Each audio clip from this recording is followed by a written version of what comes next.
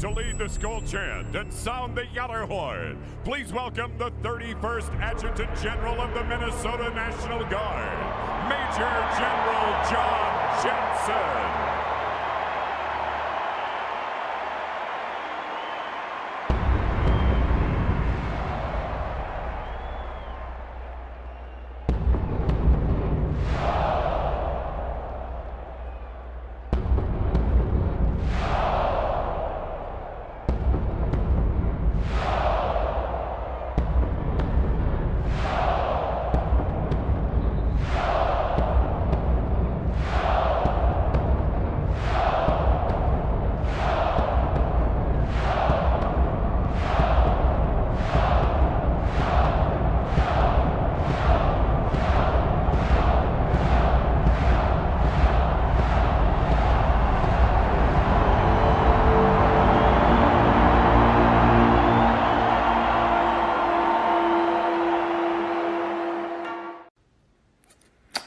Well, hello, this is John Randall, Minnesota Vikings legend, and it is my pleasure to say, Minnesota Vikings fans uncensored, are you ready? Keith, get your people up. Let's go. Skol, skol, skol, baby. Let's go.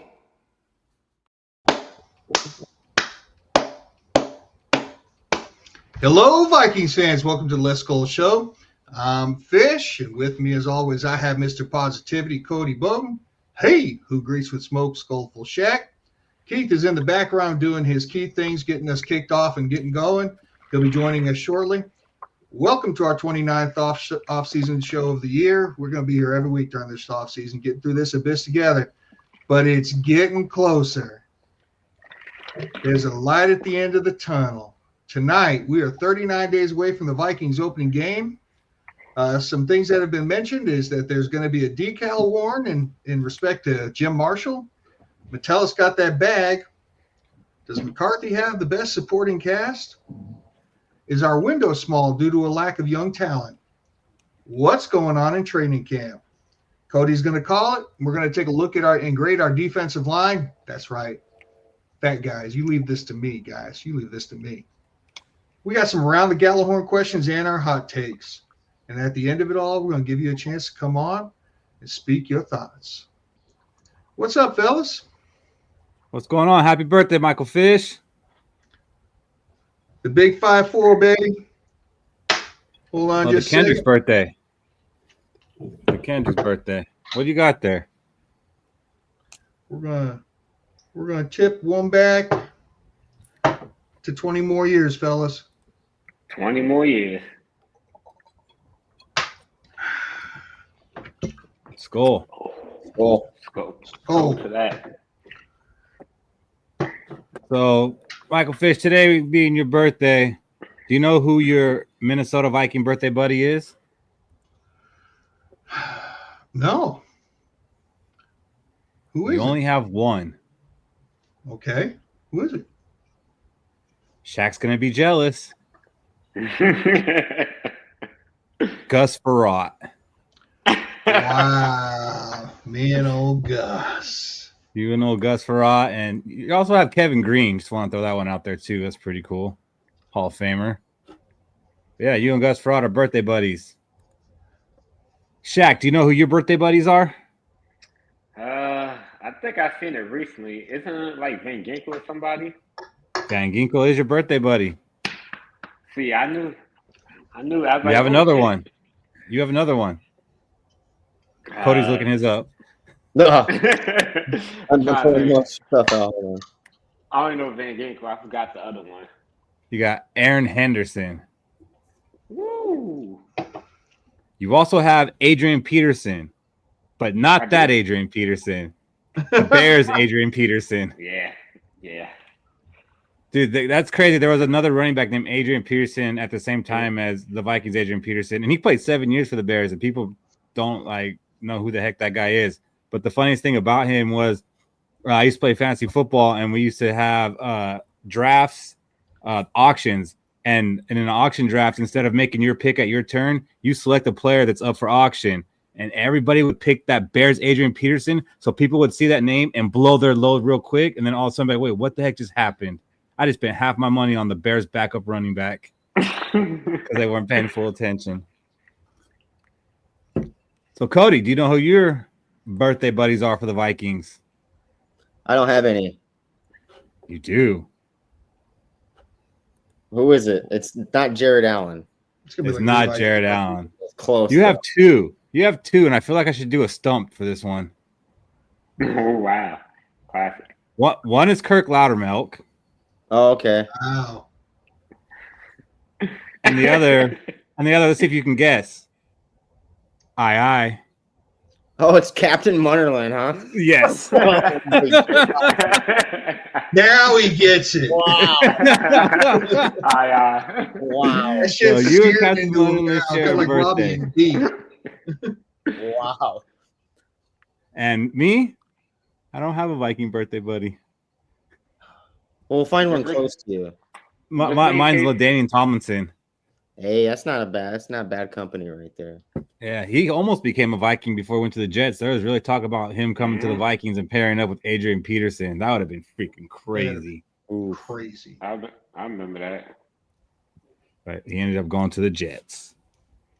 I gotta do something real quick. You guys can act like you like each other for just 1 second. I can't do that. I'm sorry. Fish, you're a pretty good actor. Y'all make me sick. We're only gonna be sleeping with each other for 2 straight days. Whoa! Whoa. How about you Pause. say that?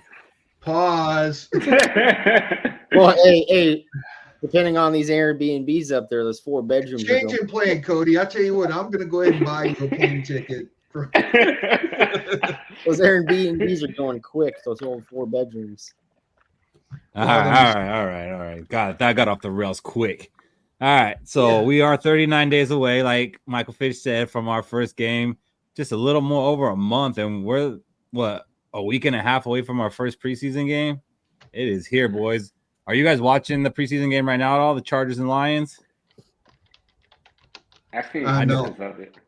I just turned it on right now. It's 21-7 Chargers, and I guess Trey Lance is balling out. And I think, Check, you said the Lions are in midseason form. I think they threw like 2 interceptions. I seen one of them. I tuned in. It was a red zone interception by Kyle Allen. I thought he was actually going to be pretty good, but he's not looking too good preseason. Yeah, well, I've seen all I need to see. Lions probably taking last place in the North. So 39 days away from our first game. Team in the league, fellas. And here are the players that have worn number 39 for the Vikings. Nobody really big of note except for one. Hussein Abdullah, nice. Yeah, that's Shaq's boy. My guy. Before there was Harrison Smith, there was Hussein Abdullah. And how could you forget Shandon Sullivan? Shandon, or is it Shandon? Shandon, not Shandon. The only time I remember his name was during the draft. Wait a minute, Carl Lee, boys. I said aside from Carl. I said aside from one. Marcus Epps. Hey, wasn't he? Yeah, he's from. Where did college he come out of? Oregon. Sound like that. I knew he played one season with us, and then he went to the Eagles. I think he got a Super Bowl with the Eagles. Yeah. Seems like a lot of Vikings do that. Maybe we should try doing that sometime. So I do like to highlight some of the older players. There wasn't much for 39, but we did have Hugh McElhenney, Michael Henney. For the 49ers, he was a 5-time Pro Bowler and 5-time All-Pro, so he was actually a good player at one time. He was a halfback. He ended up coming to the Vikings in the expansion draft, so he must have been on the decline because the 49ers made him available. He only played 2 seasons with us, but he did go to a Pro Bowl in the first season. Look at those numbers. 3 rushing touchdowns, 3 receiving touchdowns. The halfback just wasn't what it is now back in the day. Is that career stats or is that like in one season? That was for the Vikings. That was for the Vikings in two seasons, and in one of those years, he made a Pro Bowl. Wasn't the halfback the quarterback? No, Like, and then the actual running back was the tailback because it went cut in half. they had a halfback, a tailback, and I think sometimes they might have the fullback too. Like they would run that T. Yeah, I was just wondering. No, he was not the quarter. The halfback wasn't the quarterback. Well, was there such thing as a quarterback in '61? Yes, Fran Tarkington was a quarterback. Yeah. You sure? He seemed like he running a lot. He might have been a running back. He probably could have been. I think it was called running back in the day. And then we had a punter, Bobby Walden, who we signed away from the CFL. And the thing about Bobby Walden in the CFL, he led the league in punting, rushing, and receiving for 2 seasons in the CFL. 20 yards combined. That guy just played every position. It seems like all their highlights is not on us, but before they came here. Well, he played 4 of his 14 seasons with us, where he averaged 42.9 yards a punt and had a longest 76. Eat your heart out, Ryan, right? That 42 is nice. I know, like, that seemed like the average, like, more recently. So 40 yards back in the day, that's a pretty good average. So everybody's been saying it in the chat, and we obviously did not forget Carl Lee. And the reason I use this photo is because, there's real photos of Carl Lee to use, but this was one of my favorite cards as a kid. So I specifically looked this up just to use it. I don't know what I liked about it so much, but as a kid, I was just drawn to it. They don't make badass is what they don't make they don't make cards like they used to in the 90s. Those things are always And Carly, he played 11 seasons with the Vikings, starting 144 games. He had 29 interceptions, including 8 in 1988 when he was an All-Pro. He had 2 pick sixes and 771 tackles, which that's 70 per year, which is pretty good for a cornerback. That means, he wasn't just out there playing against the pass. He was a football player. 3-time Pro Bowler, one of the 50 greatest Vikings. He's on the 40th anniversary team and the All Mall of America team. And you can look him up on Facebook, and he will add you. But he does get very political, so watch out for that. Yeah. Man, let me tell you something. That just smells of Antoine Winfield, don't it? Yeah. I think that'd be a good comparison. Yeah. He's definitely the first Vikings cornerback that, I remember, as far back as I can go, would be Carl Lee. Because, I got cognate of it maybe in 91, really started paying attention to the players and stuff like that. So that's our number 39s. I knew Shaq would be drawn to Hussein Abdullah. You brought Hussein Abdullah up 2 or 3 times this offseason, so I thought it was kind of funny that we got to his number. It's such a random number. I even forgot that was his number. That's how random that number is. It is a random number. Hopefully, I don't know. I appreciate the fact that we're starting the season with a Monday night game, so we've got different numbers and different players from last year. Yeah, I did. I looked at that when we first started, and I did appreciate that. But now I'm like, man, these numbers we're getting are kind of shitty. Next year, I might have to okay, the game's away from preseason or something. I don't know, to get a better back of numbers. There's a game, and there's a year in between where we can go back to the numbers from last year, and it's hey, what are you gonna do, right? And then we'll hope that the next season's a Thursday night game. Super Bowl winners. Oh, Super Bowl winner. At first I was like, no, but then I was like, oh wait, maybe that means we won the Super Bowl. Oh, we're playing against the team that won the Super Bowl. The team that beat us in the Super Bowl. Shut up, Keith. Damn. Full Cody mode right here. So as Fish said, a decal for Marshall. The Vikings ownership came out and said that we will be wearing a decal for Jim Marshall, who passed away earlier in June. Per usual, our team's doing the right thing. Seems like they always do, and that's something that makes us a respectable franchise as of late. Do you guys think doing stuff like that helps the team rally around, even though he really wasn't a player that played with these guys, and maybe they don't even know about him, but just kind of having that bond and that unity? Do you think that's something that helps, having the KJ or Kyrie last year? I think the Kyrie thing might have helped rally them a little bit. If they were in a down spot, it helped them get out because it is contemporary. I don't think the Jim Marshall decal helps at all. I mean, It could be a source of pride and maybe a source of nostalgia, but it's not going to be something that's we're going to win this one for Jim. No, it's not. No, it's not the same. Yeah, I think most players didn't know who Jim Marshall was until they got to the Vikings. So, yeah, that's what I'm thinking. That's what I'm thinking. But I feel like it's more, commemorative because, like Cody said, once it got to the Vikings, it's part of our legacy. So, like, if you want to be a great Viking, you want to have your name up there with Jim Marshall. So that's why, it's a good look if the Wilsons do it. And, hoping, we got young pass rusher in Dallas Turner. He could have looked up to study under Jim Marshall and look at and see how he turned over and started to help the Purple People Eaters. I like that. See, there's a little bit of positivity. Thank you, Shaq.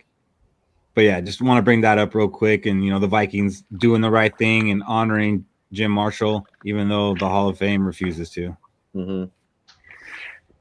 And Shaq was saying legacy. The dude played 18 years for the Minnesota Vikings. That's ridiculous. That if it doesn't scream Minnesota Vikings legacy, Jim Marshall is that guy.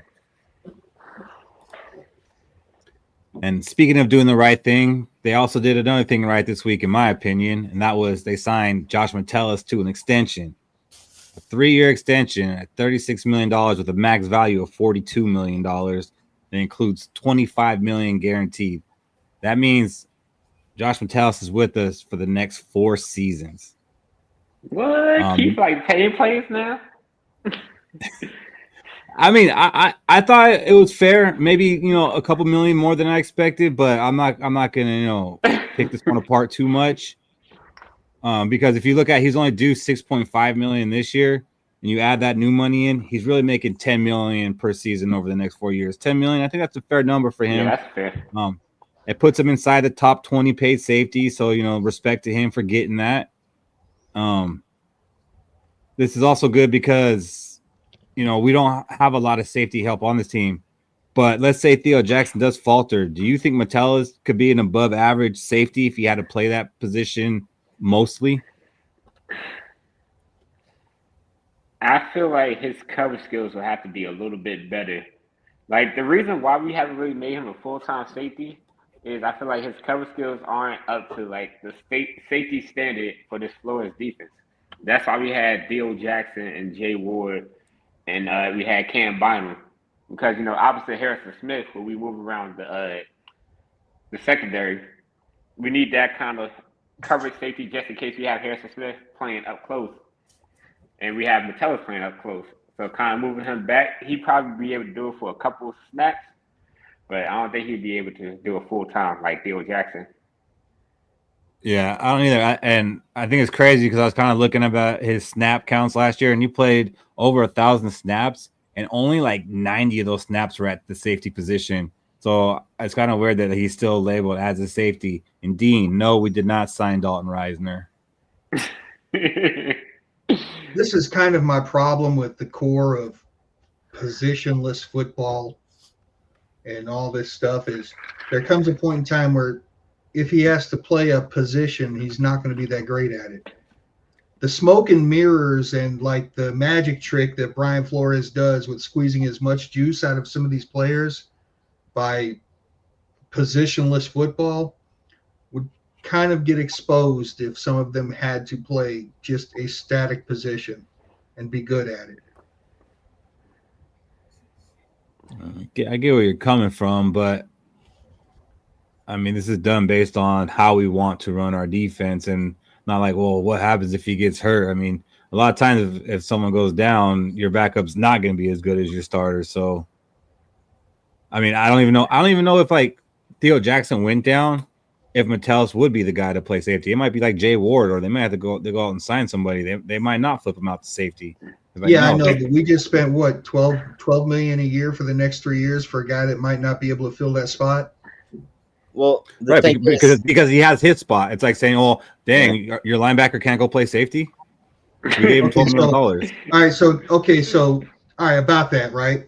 Let's just say, for the sake of argument, that Brian Flores is not our defensive coordinator at some point during the time of his contract. Then what? Because not many people play positionless football.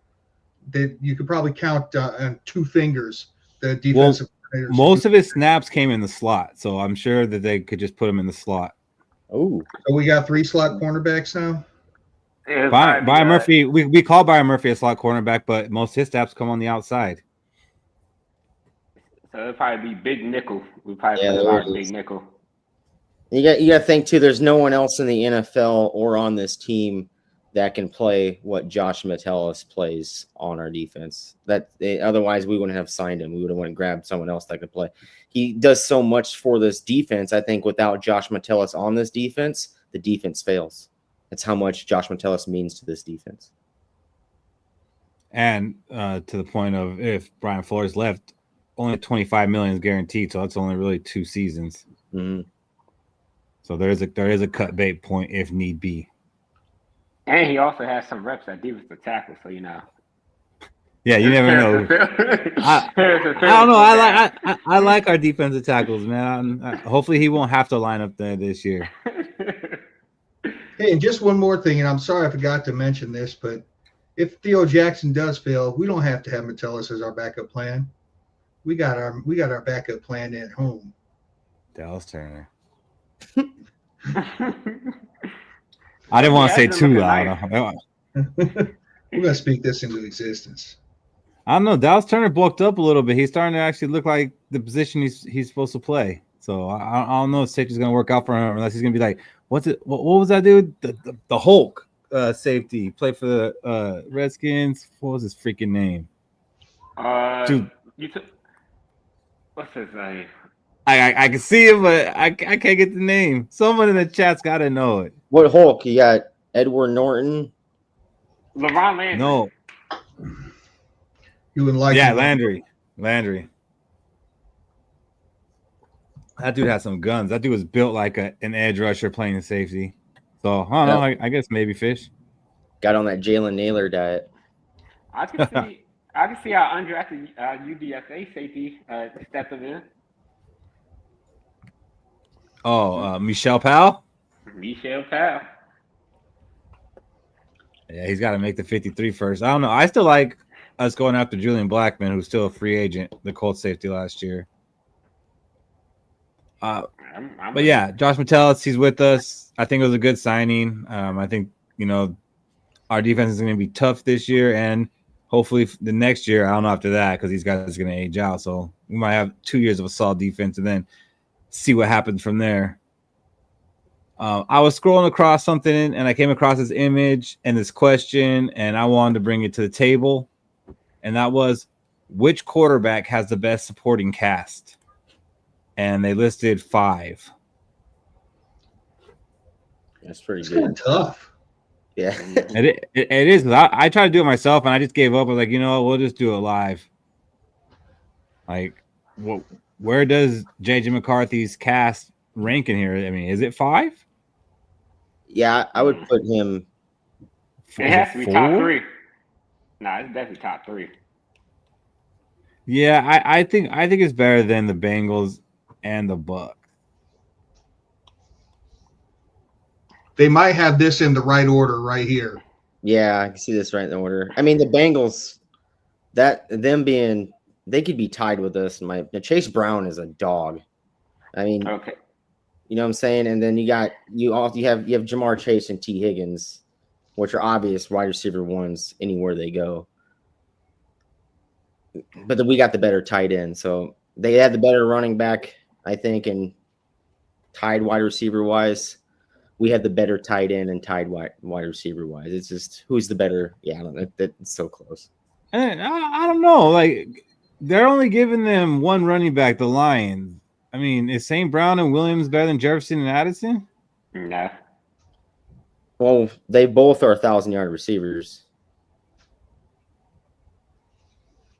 Okay. Jamison Williams, I thought he had like 9 touchdowns last year. So you're putting Jameson Williams above Addison. Just I want to get that on record. After last year, yeah, I would say that right now. That's a hot take. Stats are there, man. So for me, I'll say it's Eagles, Vikings, then Lions. I like the list how it is right now. I think it's pretty solid. What do you guys in the chat think? It's not who's the best quarterback, it's who's got the best supporting cast. But I agree, Bob. JJ is the best quarterback on this list that's not named Joe Burrow. Until proven different. Sheesh. I'm sorry. I like Joe Burrow. Yeah, he's. I wanted to not like him, but I watched that quarterback, and yeah, I like Joe. He's a good dude. Like He is. It's hard to hit on Joe Burrow. I genuinely felt bad for that dude when they finally got the win, and he gets in the locker room and finds out that his home got broken into. Spoiler alert. I mean, I know his home got broken into. I just haven't got to that episode. Well, I mean, if you paid attention to the news last year. No. I said I know his home got broken into. I'm just saying I haven't seen that episode yet. You watched football last year. I also know that he bought the Batmobile. Is that making an appearance? Actually, the breaking into caused him to cancel the purchase. Oh, that's right. Yeah. I did hear that. Now that you say that, that's a bummer. I wanted to see it. You know that it wasn't street legal though, so he's not even allowed to drive it, even if he was to buy it. It's just like a decoration. It's a driveway decoration. Or he'd have to cart it to the track and drive it on a track. Yeah. Or just build the track at his mansion. When you got the money, right, Shaq? It's just like, I'm just going to destroy all this land and build a track. I don't need to go nowhere with it. Yeah. There wasn't. What the heck?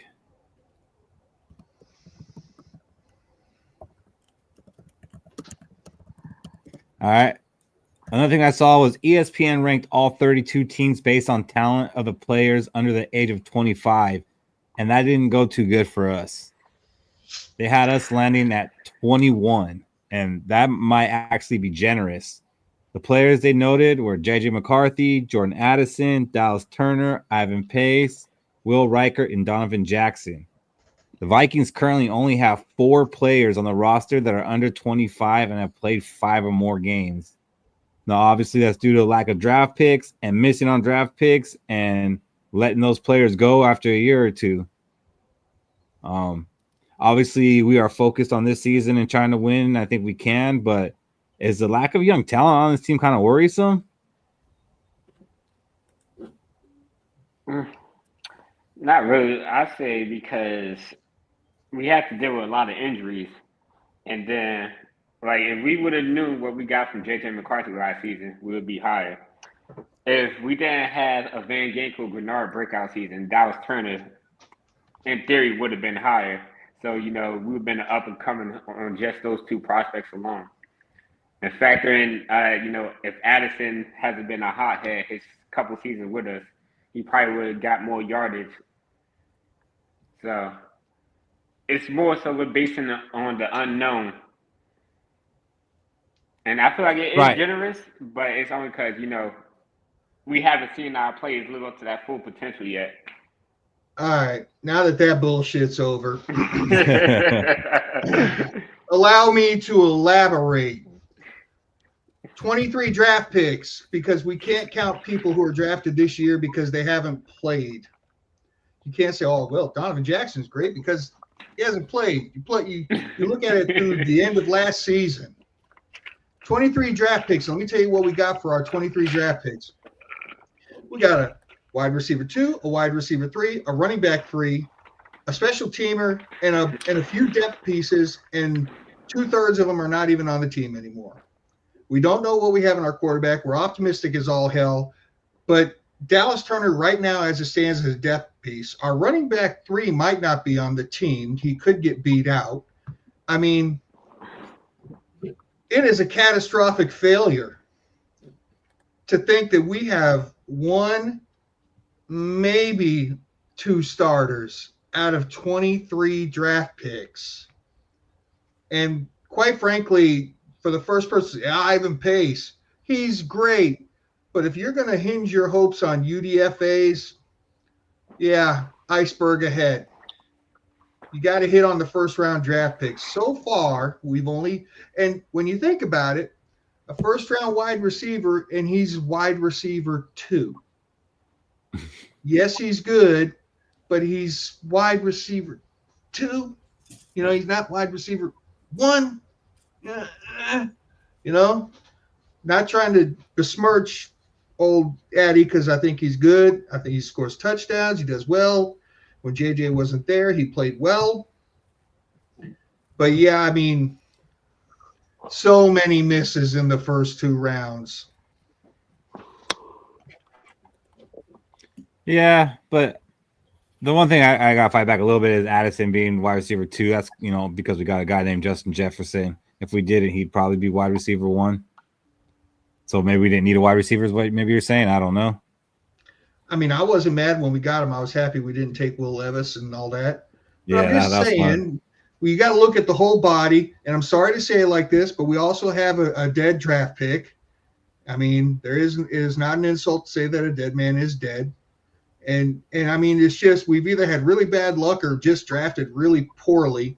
And unfortunately, when you draft poorly and you have to do it all through free agency, you run into situations like our salary cap next year, which by the end of it, yeah, I'm sure we're going to be fine. But I have a feeling that that's going to be more kicking the can down the road.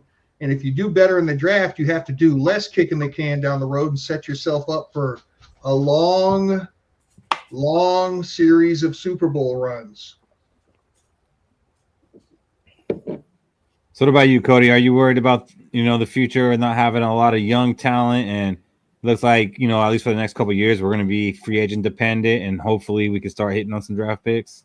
Hopefully. I mean, I'm not really. I mean, last year the Eagles were the youngest Super Bowl champion since like the 2019 Patriots at 25.5 years old, I think it was. But the past 15 Super Bowl champions, the average age of the team was 27 years old.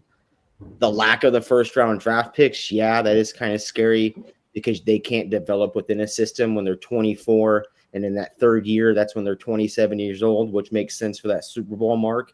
That's when they're at their peak of their careers normally. Yeah, it is kind of scary knowing that, what Fish was talking about. But again, you can still build up with the free agent, you know, free agency wire and get to that number, that 27, that special number for Super Bowl if you want to be according to the past 15 Super Bowl winners. And speaking about those picks, we're not bringing up the fact of how many trade picks we traded for J.J. McCarthy and Dallas Turner. That also contributes because you don't have those picks. I'm a little bit worried. I mean, I'm trying not to think too far ahead, but like just kind of seeing that, you know, the reasoning wasn't like surprising. Like, oh yeah, like, well, we haven't drafted well and we have traded a lot of our draft picks. But it's just kind of thing like, damn, we don't got many players under 25, and like, you know, you got to throw Ivan Pace in there, and I don't know, is he even a starter on a lot of other teams? And like Fish said, we throw Donovan Jackson in there. He hasn't started yet, but I mean, he will be part of this team for the next, you know, 4 or 5 years.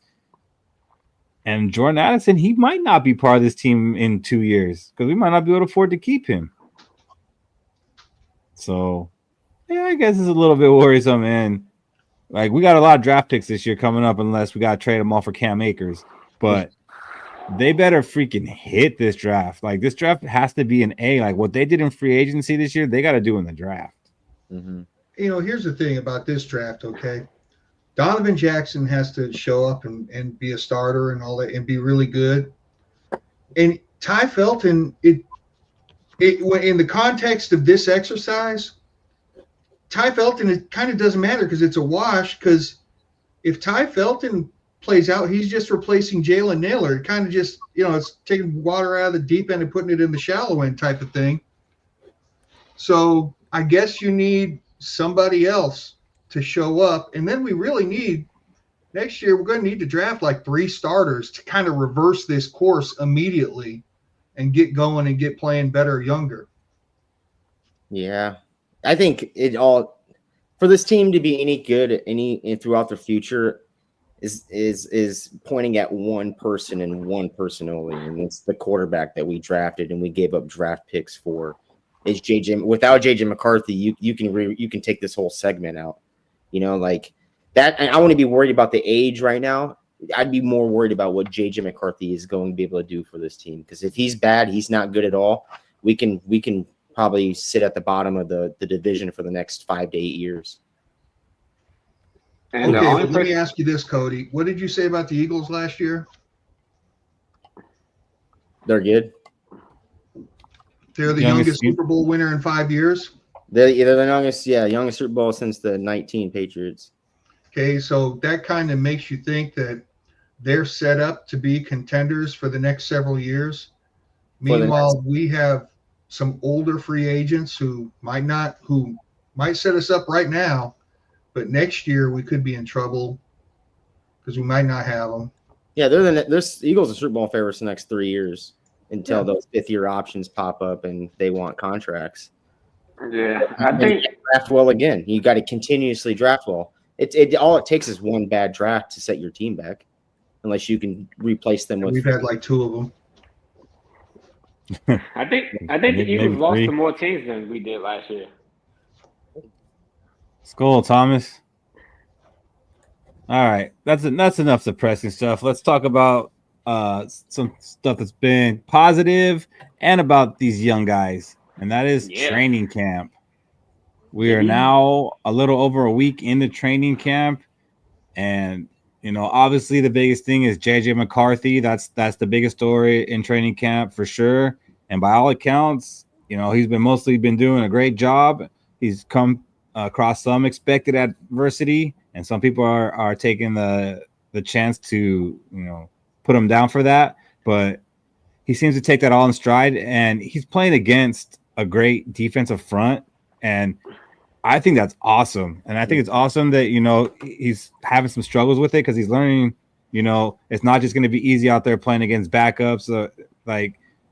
We're going to learn a lot about JJ McCarthy through this camp. And I like the way he responds to stuff. Like he's like, when he has a bad practice, he's glad he went through it because he says he learned something. But I'm not, trying to put him down because it seems like most things have been great. Like if you've seen the videos of him throwing the ball, man, he might throw one of the prettiest balls like in the whole league, within 30 yards.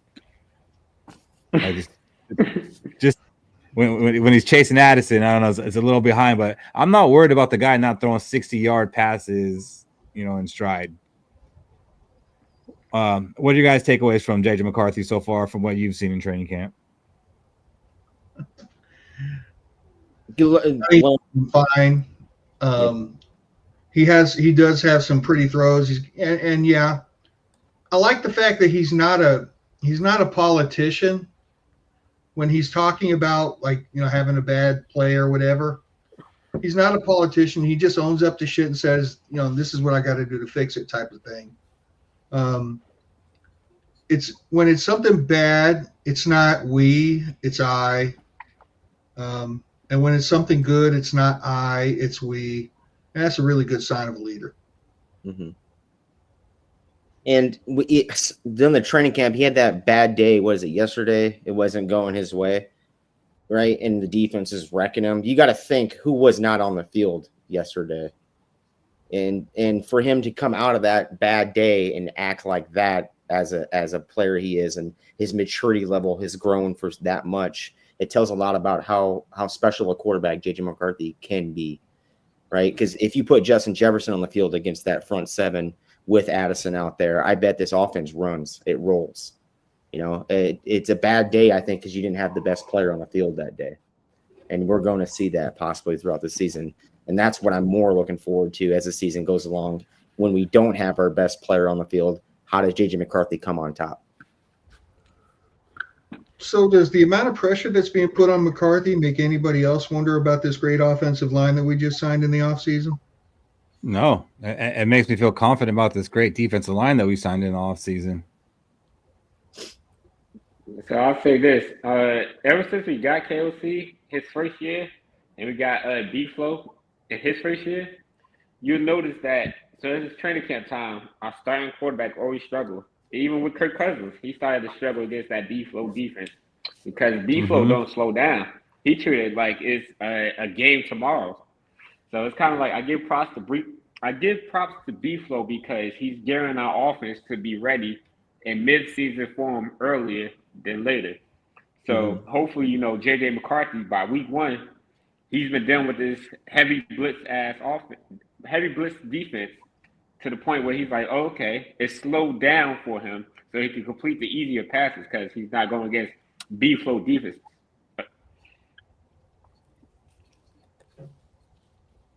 Are you worried about the offensive line, Fish? Nah, I mean, it'd be all right, but I think maybe it's just going to take a little time for them to get together. I wouldn't mind seeing them play a little bit in preseason. They might, but I think it's going perfect because some days you're hearing great things about the offense. And it's like, oh, well, that's just they're doing that against your defense, so your defense must be sorry. But then the next day you're hearing that the defense was dominant. So it's like they're getting the best of each other, and I think that's awesome because they're not going to play against each other in the real season, but it's still sharpening steel. B-Flow and KOC are taking turns doing that, and then I took it personal. Yeah. Maybe, but I like it. And interesting tweet that I saw from Thor was, this is JJ McCarthy's last 5 games played. Snapped the Vikings' 10-game preseason losing streak, won the national championship, sent Nick Saban into retirement, won the Big Ten title, beat Ohio State again. JJ McCarthy's a winner, man. I am not worried. Not worried about his pedigree at all. Mm-hmm. He's a winner because he's a sponge. Just takes it all in. And that is, and for 22 years old, KOC selected the quarterback that he wanted to mold, and I think it's gonna be a good year. And what I've liked to see the most so far was the connection that he's been making with Jordan Addison. Because even when Justin Jefferson was there, it seems like most of the highlights were still passes to Addison. Like, that's going to be a beautiful connection to see this season, starting week 4 probably. But I think this is going to be Addison's breakout year. Once he comes back from the suspension, I think he's got a quarterback that's going to make him a focal point of this offense. It might truly end up being a 1A, 1B type situation. And I think he could definitely have the best year of his career, even if he misses 3 games. That's true. Because we haven't even seen the best of Addison. Because most of the plays we've been seeing, he make the highlight plays is him catching the deep ball. But what he's really good at is route running and just getting open in certain areas. He don't always have to catch the deep ball. And what I'm hoping JJ McCarthy do is have great timing with Addison to the point where he might have a 10-catch game for 150 yards. Or he might have a 4-catch game for 150 yards. Yeah, I just like the chemistry they're building together. And, I'm not worried about him building too much chemistry with Justin Jefferson because Justin Jefferson is Justin Jefferson. And they were playing together during the offseason and hanging out. So, I don't know, man. Like, I really think this offense is going to have a chance to be special. And I like that Addison's going to be in there. And I just want to ask you guys, if you had to predict right now, what will Jordan Addison's stats be this year? 1,001 yards, 7 touchdowns. 1,001. Getting his 1,000. That'd make you feel so much better if Jordan Addison gets a 1,000-yard season, wouldn't it? Yes, 100%. What about you, Shaq? 1,300 yards, 10 touchdowns. 1,310. Fish, what do you got? About 800 yards and about 14 touchdowns. Damn, I don't know which one I'd rather have. I like the 14 touchdowns. I really do. Because his touchdowns usually aren't short touchdowns. I mean, he had a couple in the red zone this year, but a lot of times his are 30 or more yards. All he does is catch touchdowns. Remember the magic that was Adam Thielen the last 2 years he was with us. Just imagine. I'm gonna give him 1,002 yards and 9 touchdowns. Price is right, Bob. Price is right. I was totally thinking Price is right. One more 2 is out, people. But I do think that he gets 1,000 yards, and I think he gets around the 9 touchdowns again. He's had 10 and 9. I just what he does. He scores. Jason, we don't know for sure. Everything I do until we hear, I'm assuming it's 3 games. I don't think it'll be any more than that. I do think there's a chance that maybe it goes down to 2. It really just depends, how the commissioner is feeling about it. And it might not be the first 3 games, because if he goes out for suspension and he appeals it, I think he can still play until the NFL makes a ruling on the appeal.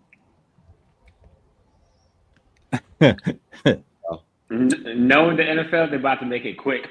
Mm-hmm. maybe if I'm the Vikings, I'm telling Addison not to appeal it. I think we'd be Let's okay. Just get it out the way. Yeah, I think we're okay those first 3 games. We're gonna need you later on in the stretch, and we don't need to mess around. You'll be back to go, to the games in London, so I wouldn't mess with it. So as you said, on the defensive side, there's some more offense. Sorry. A wide receiver that's been showing out and really trying to earn a spot on this team is Lucky Jackson. I've been seeing a lot of him in the highlights, and I think he may have a chance to make this roster, and that's as a legit wide receiver and not a special teamer, especially if Addison is out those first 3 games. I think he can make that initial 53-man, and actually get some reps. Justin Skol, he's been taking all the first team reps at left tackle, so it looks like if Darrisaw can't go, it will be him at left tackle. However, some good news is Darrisaw did participate yesterday in 11-on-11 drills with the first team, and he was blocking. I did notice him looking a little bit ginger. I don't know if it's because he's hurt or he's scared, just getting used to it. But the good news is that he is out there participating in all the drills and full contact. And some more good news to go with that. Will Fries is out there doing the same. So both our injured linemen are out there, 39 days away from the first game. And I'd say I would put it at 70% that Darrisaw plays week 1.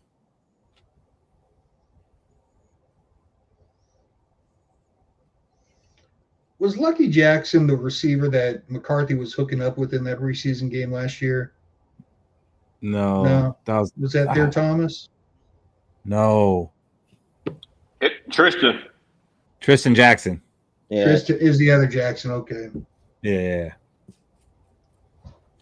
But how about that? We might have Darrisaw back. Did Adrian Peterson visit Vikings over the offseason at all? Why?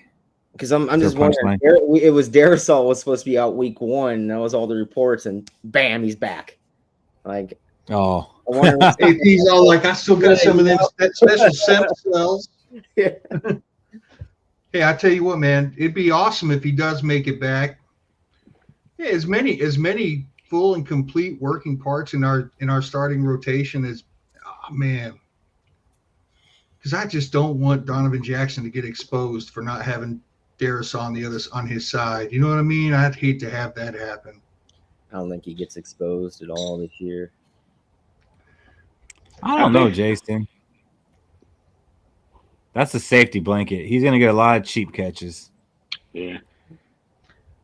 You're assuming there's a commitment to the run this year, sir. Until that happens, I will not believe it.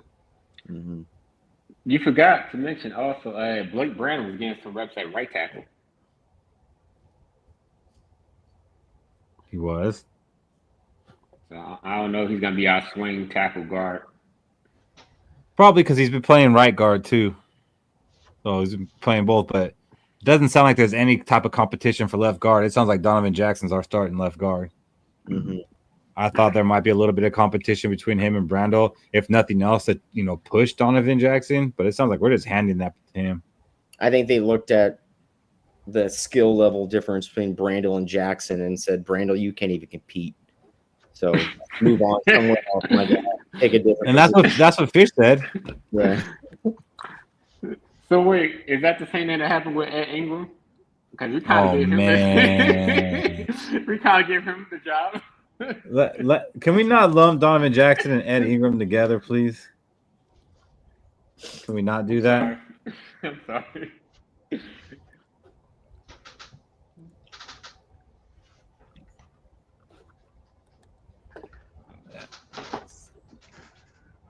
So I think it's good that, Will Fries and Darisaw are in there. Even if Darisaw's not quite 100% yet, I think it's good to have them all working together right now. So by week 1, it's not something new. To Fish's point, I do hope they get a little bit of preseason in. Normally, I don't like the starters playing in preseason, but this offensive line is going to be super important, and how they communicate and gel and play together. I wouldn't mind seeing them play a half of the first game. Especially if JJ McCarthy's going to be out there playing, I would like to have the best guys out there protecting him.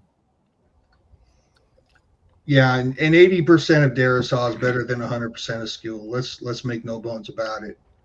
Oh yeah. Oh, If there's no extra added risk of an injury, and it's just like, maybe a little bit of pain tolerance, put him out there. yeah, Darisol with the torn ACL, MCL is way better than Josh Skol full healthy. You're saying that instead of getting led off the field, here, tape it up and get back out there, huh? Yeah, with his brace on, big guy. His little smelling salts. You're playing. So as we mentioned earlier, the defense is looking good, and a lot of that is Hargrave and Allen, our 2 free agent signings, and we're going to talk about defensive linemen a little bit more in a little bit. But they were giving McCarthy all he could handle a couple of these practices, and I can't help but to think, they're going to eat themselves. But how much is this going to help Grenard have an even bigger season than he had last year, having those guys on the line and just eating up blocks? He won't have to worry about double teams. Eating up the blocks, Keith. It's going to be like a damn blizzard. It's going to be a purple blizzard. It's like it's coming from everywhere. You will not be able to set protections towards Grenard or even Van Ginkel. You're just not going to do it. It's going to be like you're going to have to be one-on-one and God be with you, because they're all coming. And that's a great thing after last year where we had to rush at least 5 to get pressure. And now it looks like we could probably rush 3 and get pressure. Yeah. All I'm saying is I think that, maybe I should save our hot take, but I think Grenard could flirt with 20 sacks this year. Definitely double digits in the teens. Yeah. Well, for sure, double digits. That's expected of him. But I'm thinking, 17, 18, being a couple games away, like, can he get to 20? I think there could be a 20 sack watch. Maybe he doesn't get there, but I think we can get to the point where we're on 20 sack watch. Mm-hmm. I want to be the quarter. I don't want to be the quarterback that gets to the line and he sees fucking 8 people lined up on the defensive line itself, and he's like, "Oh shit, like it's coming." Like, I'm so excited for the defense this year. I think Hargrave and Allen were the 2 biggest additions to the Minnesota Vikings this year, because the defense was nasty last year when it came to blitzes. It just needed a little help, all right, in the pass game. And I said we're going to be a top 5 pass defense, and I was saying it because of these 2 guys and the pressure that they're going to bring, causing the quarterback to put up mistakes. Yeah. And I feel like this new pressure, I didn't get to mention it earlier when we talked about the pressure from our D-line. I feel like this new pressure is going to give J.J. McCarthy a chance to, if during the game, one of our offensive linemen make a mistake and there's pressure in J.J. McCarthy's face, he'll be able to use his legs to avoid that pressure and then extend the play, which is, it's kind of hard to practice that because, that's off script. But we getting a lot of pressure though in practice. Yeah, I guess that's the next best thing to simulate what's going to go on in the actual game. Loving the positivity. 20-0, Bob. Vikings Super Bowl Thomas. Vikings are going to have the most sacks in the league. Dan Orlovsky. Thanks. Sorry, T-Bass. You may want pace, but you're going to get Blake Cashman. Right. What did Dan Orlovsky say, Cody? Dan Orlovsky said, with all the additions this year, if JJ McCarthy was just an average NFL quarterback, Minnesota Vikings are going to the NFC title game. Mm-hmm. I like it. I respect that, and I think it's funny that he still couldn't even put us, into the Super Bowl because we struggle once we get to the NFC Championship. Yeah. It don't matter who our quarterback is, doesn't matter who the players are. Nobody can really put us there yet. But yeah, well, that's awesome. And I don't care who it is saying that. You got somebody saying that. I like that, especially when they're not a fan of a team. When you got an outsider looking at your team and saying something like that, that's awesome. And no doubt in my mind that JJ McCarthy could be an average quarterback, especially under KOC. Like it's been said, he's a sponge. He's going to do what KOC tells him to do. Mm-hmm. And that's going to work out very well. So last week we did talk about some training camp battles. Just wanted to kind of go through those and update them. The first one we had was the quarterback battle. And right now it doesn't appear that Hal and Rippon are really going for quarterback 2. It seems like it's Hal's job to lose, and Rippon's not even really in the conversation. The one who might be closer to pushing him is actually the UDFA Max Brosmer. He's been impressing a lot. I've been reading a lot of tweets from people who are at the practices, and there was some saying that Brosmer even looked more impressive than JJ McCarthy at times. Rippon's not really getting any run with the second or first team, so I kind of said it. I don't think Rippon makes this team. I think we only keep 2 quarterbacks, but it could end up being JJ McCarthy and Brosmer, unless they go out and sign somebody.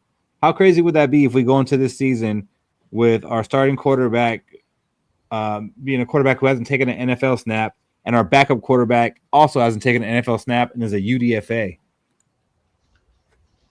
Like, I think that's a legit possibility of happening unless we go sign another quarterback, because right now, like I said, it looks like Hal is quarterback 2, but in the same breath, they're saying he doesn't look great. There is a universe out there where the Minnesota Vikings sort of mimic the San Francisco 49ers in the old Trey Lance, Brock Purdy situation that they had out there. And an alternate universe, just imagine if McCarthy somehow falters like Trey Lance, gets injured, deals with it all the time, and he's just constantly injured. Then you get this 7th round last pick of the draft or undrafted free agent Max Brosmer out there, and he starts slinging it like Sam Purdy, and it did just be ridiculous. It is worrisome for the quarterback 2, but if your quarterback 1 goes out, it's just screw it for KOC. I'm just screwing this thing.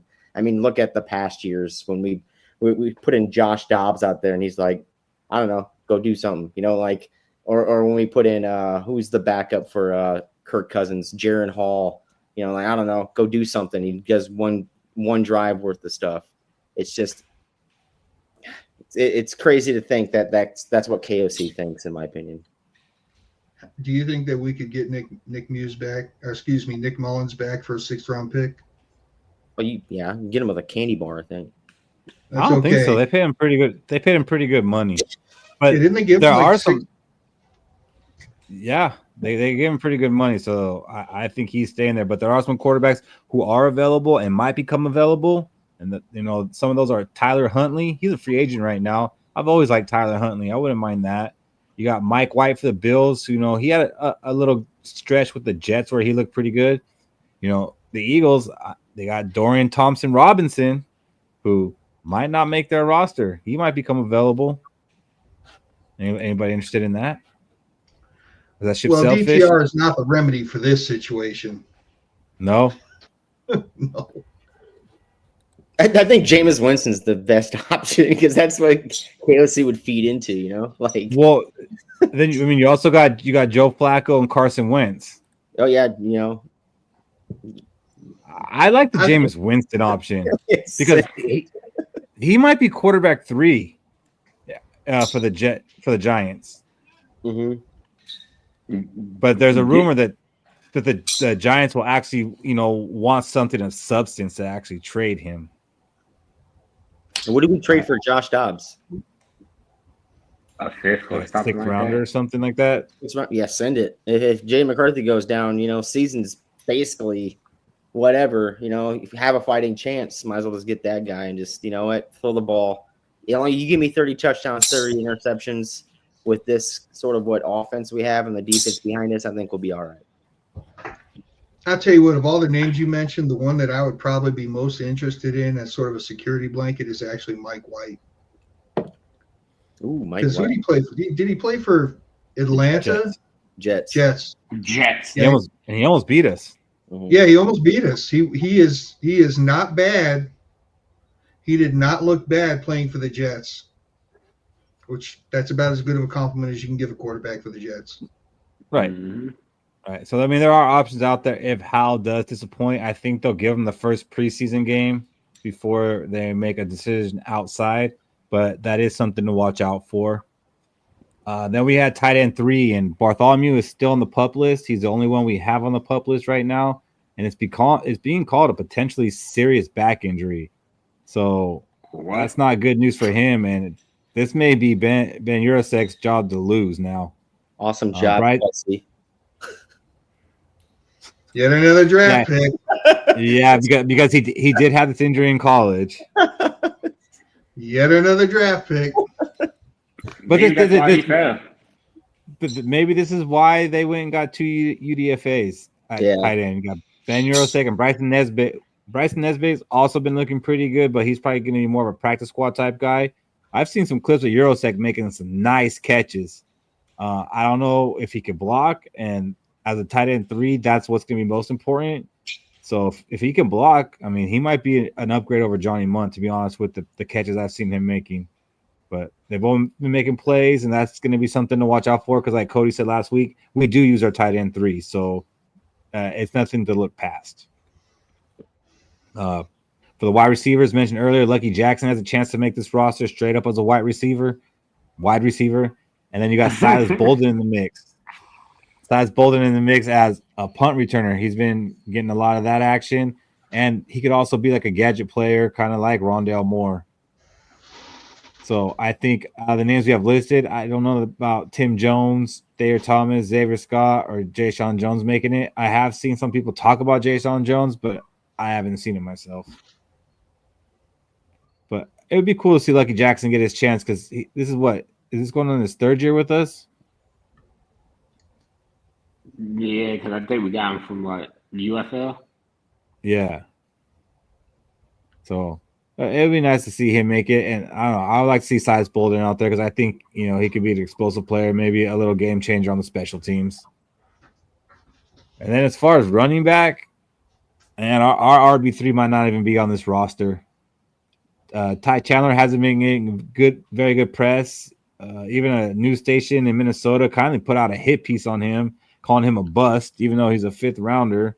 And they were interviewing him and like, what do you think about, potentially losing your job? And, asking him weird questions, like why are you asking him that?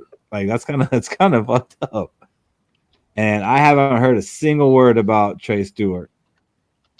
So we might be in the market for a running back 3. Zach Moss just got released by the Bengals yesterday, but he's coming off of neck surgery. But if he was available and he passes his medicals, I would take Zach Moss. I think he'd be a better Cam Akers. Then again, we could just wait for the Saints to cut Sam Akers, or we can give them a 6th-round pick later on and bring him in. Some free agents out there: Jamal Williams, Gus Edwards, Jeff Wilson, Chase Edmonds, Mike Boone, Shaq. All these running backs sound old.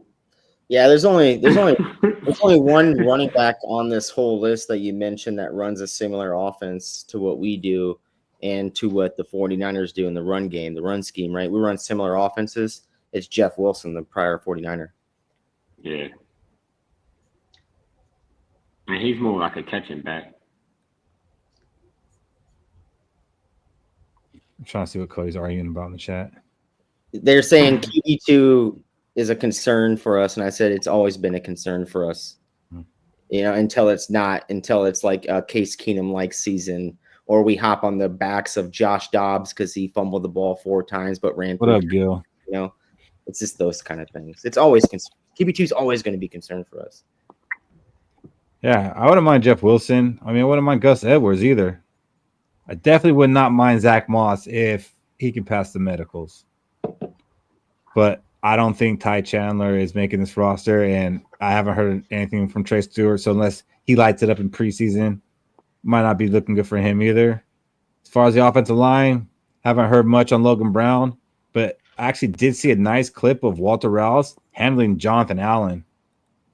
You know, we heard a lot about the defensive line, beating our starters, but I saw a clip where Rouse held his own against Jonathan Allen and kept him away from the quarterback. So that's good in his favor, and I know the Vikings like him. I don't think we can have Logan Brown and Rouse on this team.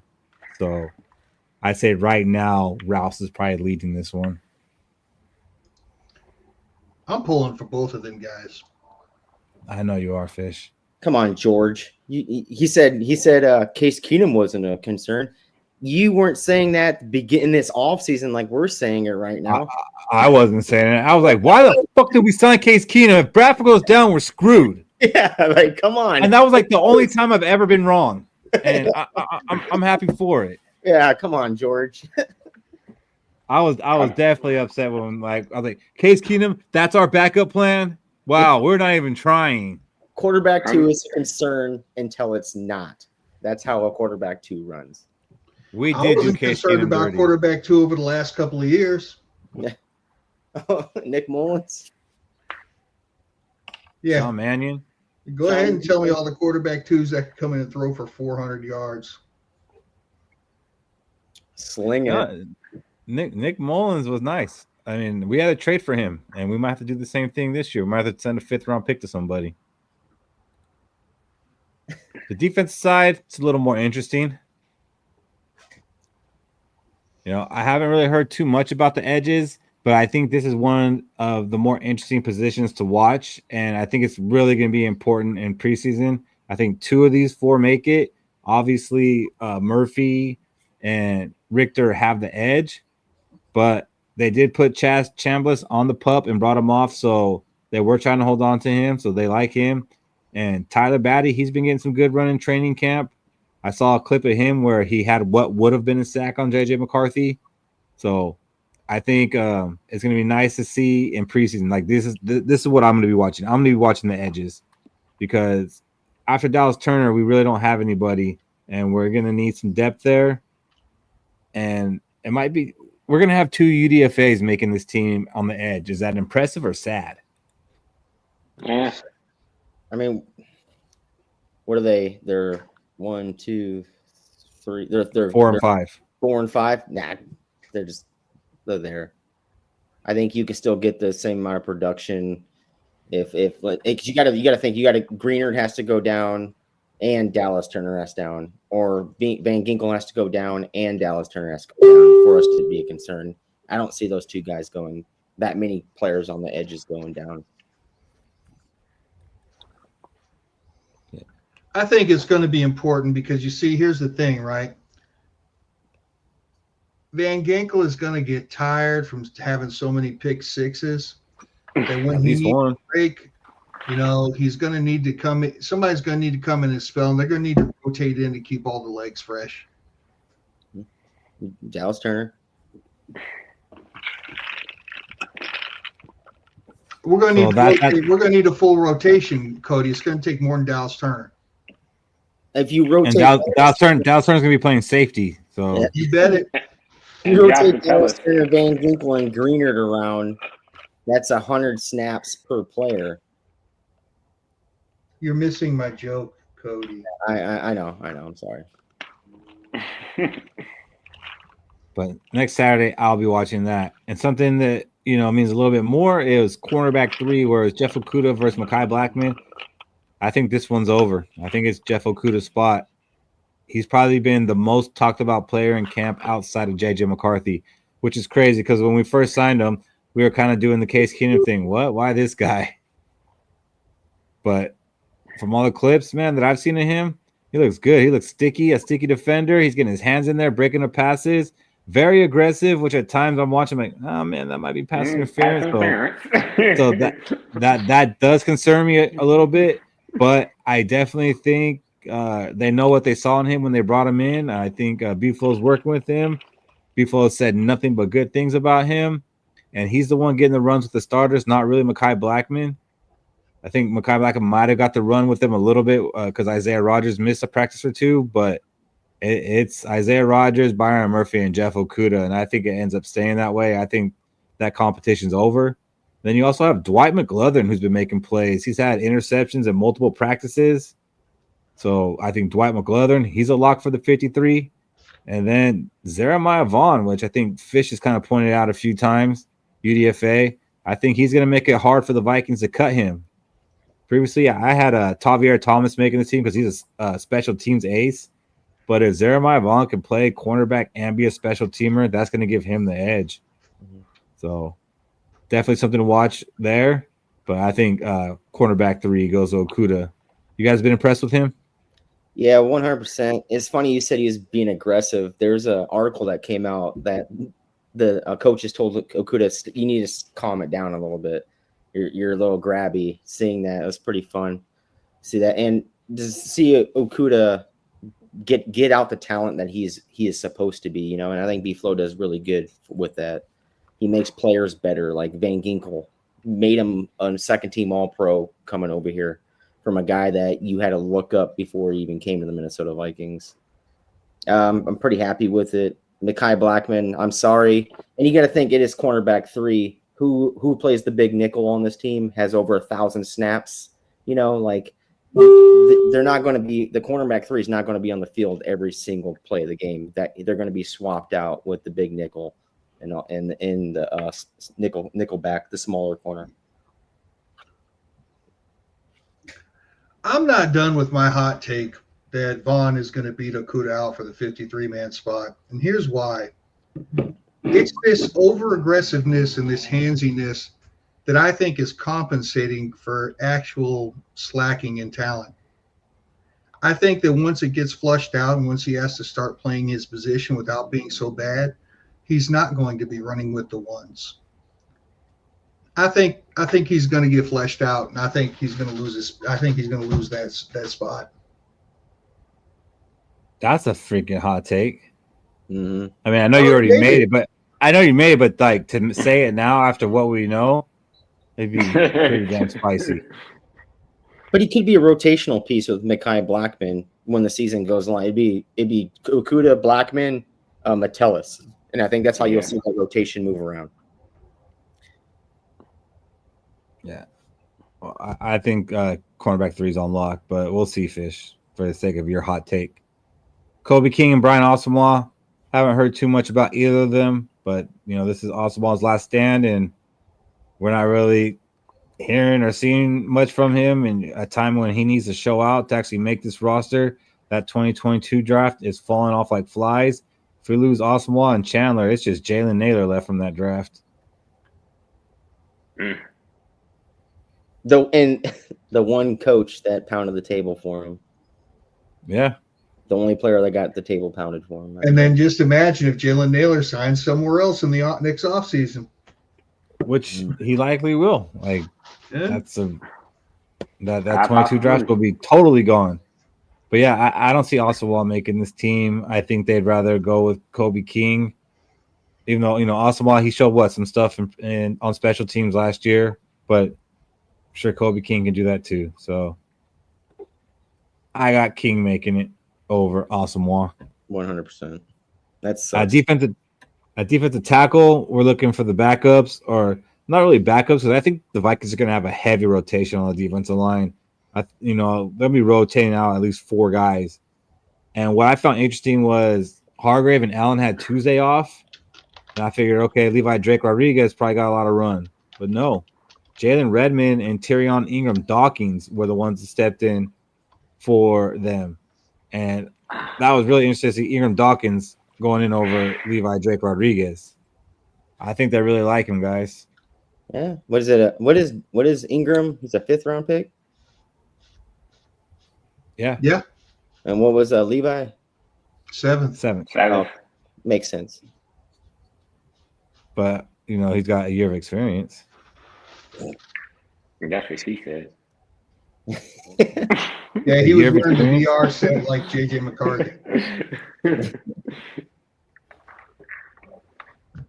And then we didn't see Taki Taimani get in there, but Harrison Phillips did participate, and I think Taki's more of a backup nose tackle for Phillips, much to Fish's chagrin. I just really hope we can stop the run. Yeah, me too. I'm actually pumped for the preseason game on Saturday or next Saturday. Because, I mean, I know, like, the starters aren't going to play, but we're talking about guys who aren't starters. And, like, I'm excited to see these guys. And that's against Texans. And it's been put out there that J.J. McCarthy will play. Probably not playing in the second or third game, but he is playing in that first game. I don't know how much he'll play. Last year, Sam Darnold only did the first drive. I feel like J.J. McCarthy will get a little more run than that. Damn, I just Legend realized I'm gonna miss lives the on. game.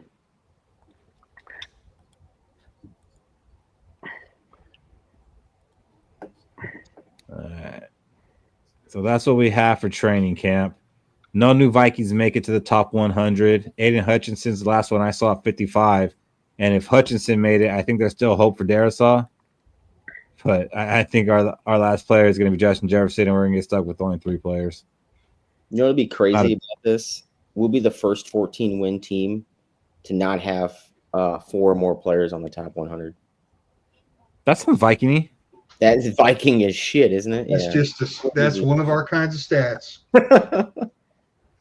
We just might have to claim Sam Darnold after all. Yeah.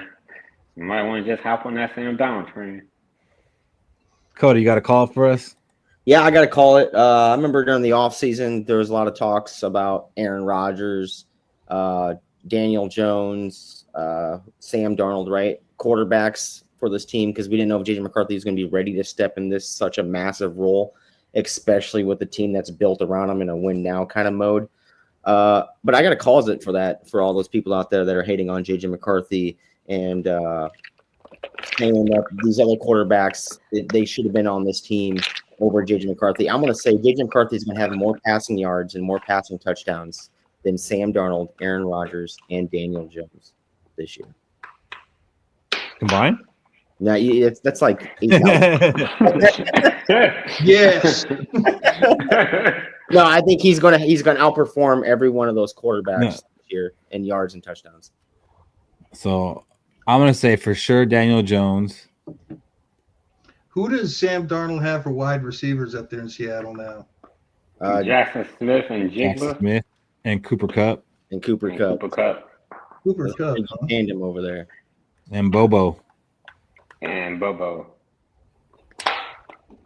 He's got some receivers. Yeah, he's got some dogs. He's still Sam Darnold though. He But he actually does has a swing run the ball game. a lot. That He has a run game too. yeah.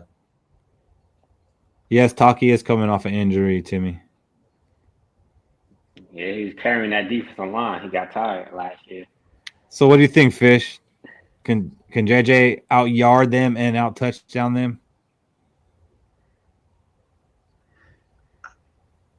I don't think he's going to out-yard Sam Darnold. My boy. Yeah, I don't think he's going to out-yard Sam Darnold. I think the Sam Darnold unlocked the ability to throw the big play last year. And now that y'all have told me who his receivers are, I think he's still going to be able to do all that. So I don't see a big drop-off from Sam Darnold this year. I think that's the problem right there. So is Cooper Kupp, hasn't played healthy in the past 3 years. Mm-hmm. And you're gonna need Yeah, Sam but he's got Darnold to more play than the whole Cooper season. Kupp. Yeah. I'm gonna buy this one.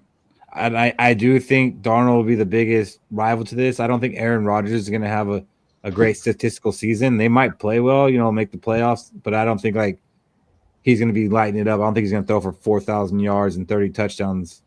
I think he'll have a decent season, but it's the Steelers.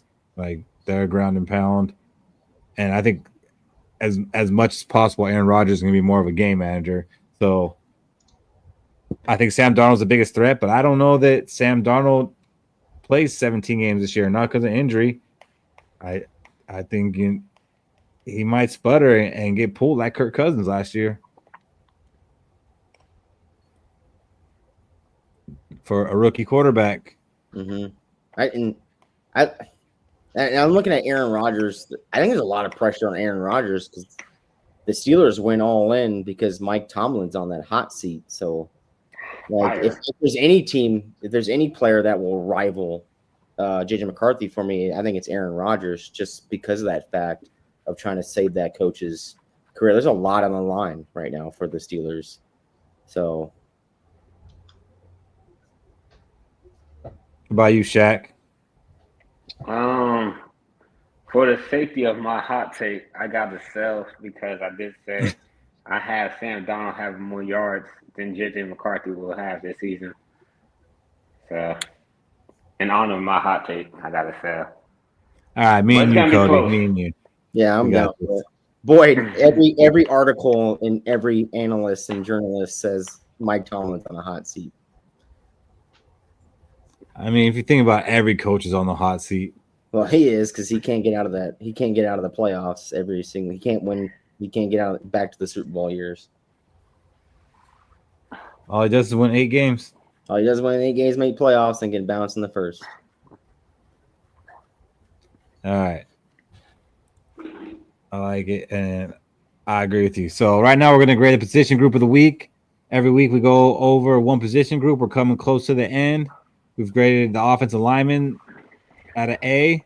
Previously, we graded the wide receivers and tight ends also at an A.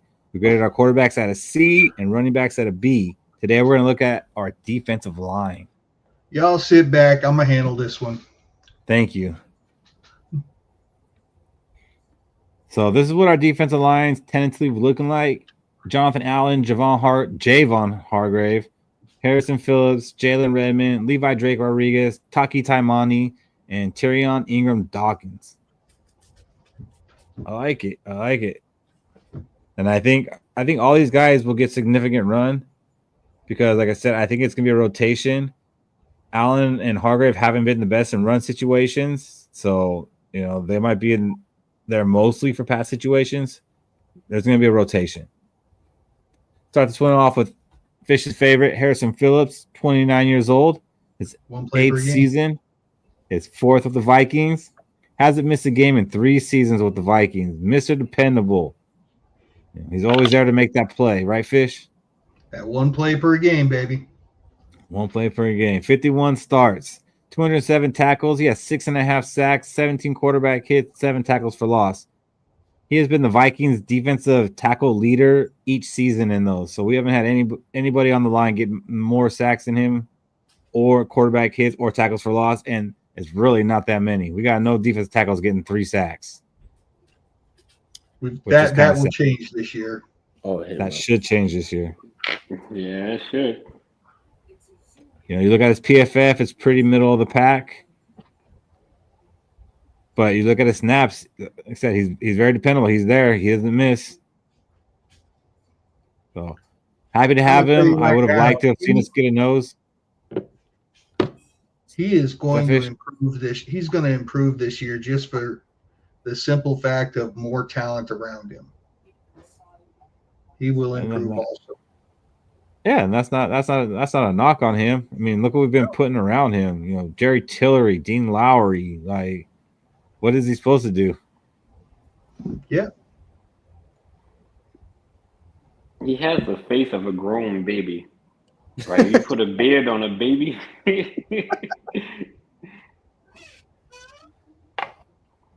Yeah, Lions got crushed.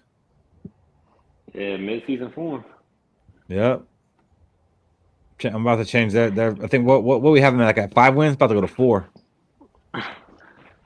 But honestly, I do see Harrison Phillips. Dangerous 7-win team in the league right there.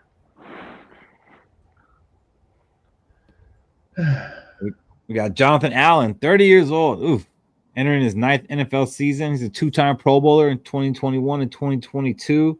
He missed 9 games last year due to a torn pec, but he did end up coming back and had a pretty good playoff game against the Lions. Mm-hmm. Before that, he only missed 3 total games in the 4 previous seasons. He's had 108 starts in his career where he had 42 sacks, 118 quarterback hits, 160 tackles for loss.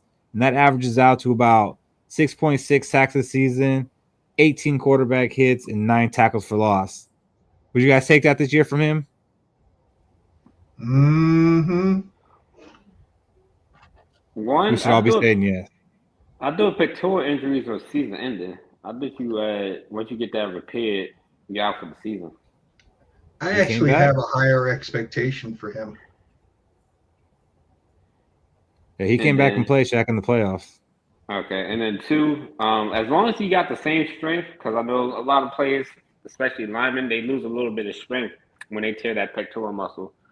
But if he could give us anything similar to like how he was last year, along with Harrison Phillips and the other pass rushers, I'll take it.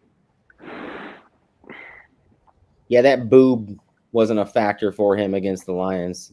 He smacked your Gibbs back there. He won the game for the Commanders. Single-handedly tore that game up. Look at his 2022 PFF. If we can get that guy, Oof. I mean, this pass rush is going to be sexy. And like, we're not even talking about the edges and linebackers right now. We're talking about our defensive line. I just want him to say hi to the quarterback. You know, be like a foot away from him. I don't care if he even sacks him. Just be a foot away. Put the pressure on him. Make him just throw a dumb pass. Make him throw a dumb pass. Yes. So Byron Murphy can get paid again. Yep. I mean, I'd rather Byron Murphy get paid than allowing the touchdown. Well, I'd rather Byron Murphy get paid than Daniel Jones. You know what's cool There about you go. what's cool about this front seven is now we can have safeties out there like we did with the Williams Wall and all that, and Jared Allen and then Brian Robinson playing center fielders, just out there roaming. You know, they don't have to, oh shit, this corner got burned by the wide receiver. I got to go catch up to this wide receiver and try to defend him for a pass deflection. You know, they can play center field, almost like old school Harrison Smith in 2012 through 14, and then in that 17 year, just because we had so much pressure coming up the middle. And speaking of Harrison Smith, hopefully this allows him not to get touched when he blitzes, because they have to worry about the actual pass rush to defensive line along with edge rushers. So we can. Yeah, I wonder how much they'll actually blitz him this year. I wonder how much they'll blitz him. We got Javon Hargrave, 32 years old, entering his 10th season. Also a 2-time Pro Bowler, 2021, 2023. He missed 14 games last year with a torn tricep. So before that, he missed 2 games in the previous 3 years. So both these guys, not injury-prone guys, they just had injuries last year. From 2021 to 2023, Hargrave dominated 25.5 sacks, which is an average of 8 per season from the defensive tackle position, 48 quarterback hits, 27 tackles for loss. You can look at his PFFs over the last 2 full seasons he played. He's a dominant pass rusher and one of the best defensive tackles in the game. If we can get that man that's somewhere around there, that's a freaking score. Mm-hmm. They don't call him the grave digger for nothing. I mean, I think he has potential to have a bigger season than Allen.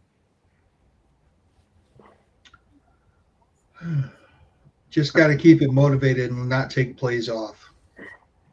Yeah, and that's one of the big things for Hargrave. That's the knock on him from San Francisco fans, is taking plays off. But he can take those plays off because you're going to have Jonathan Allen in there. Yeah, it might not hurt as much. Well, but if I remember correctly, a couple of years ago, didn't the 49ers have a hellacious front seven too? Oh, yeah. Yeah. We're That's mirroring. back when they just drafting defensive line first round back to back years.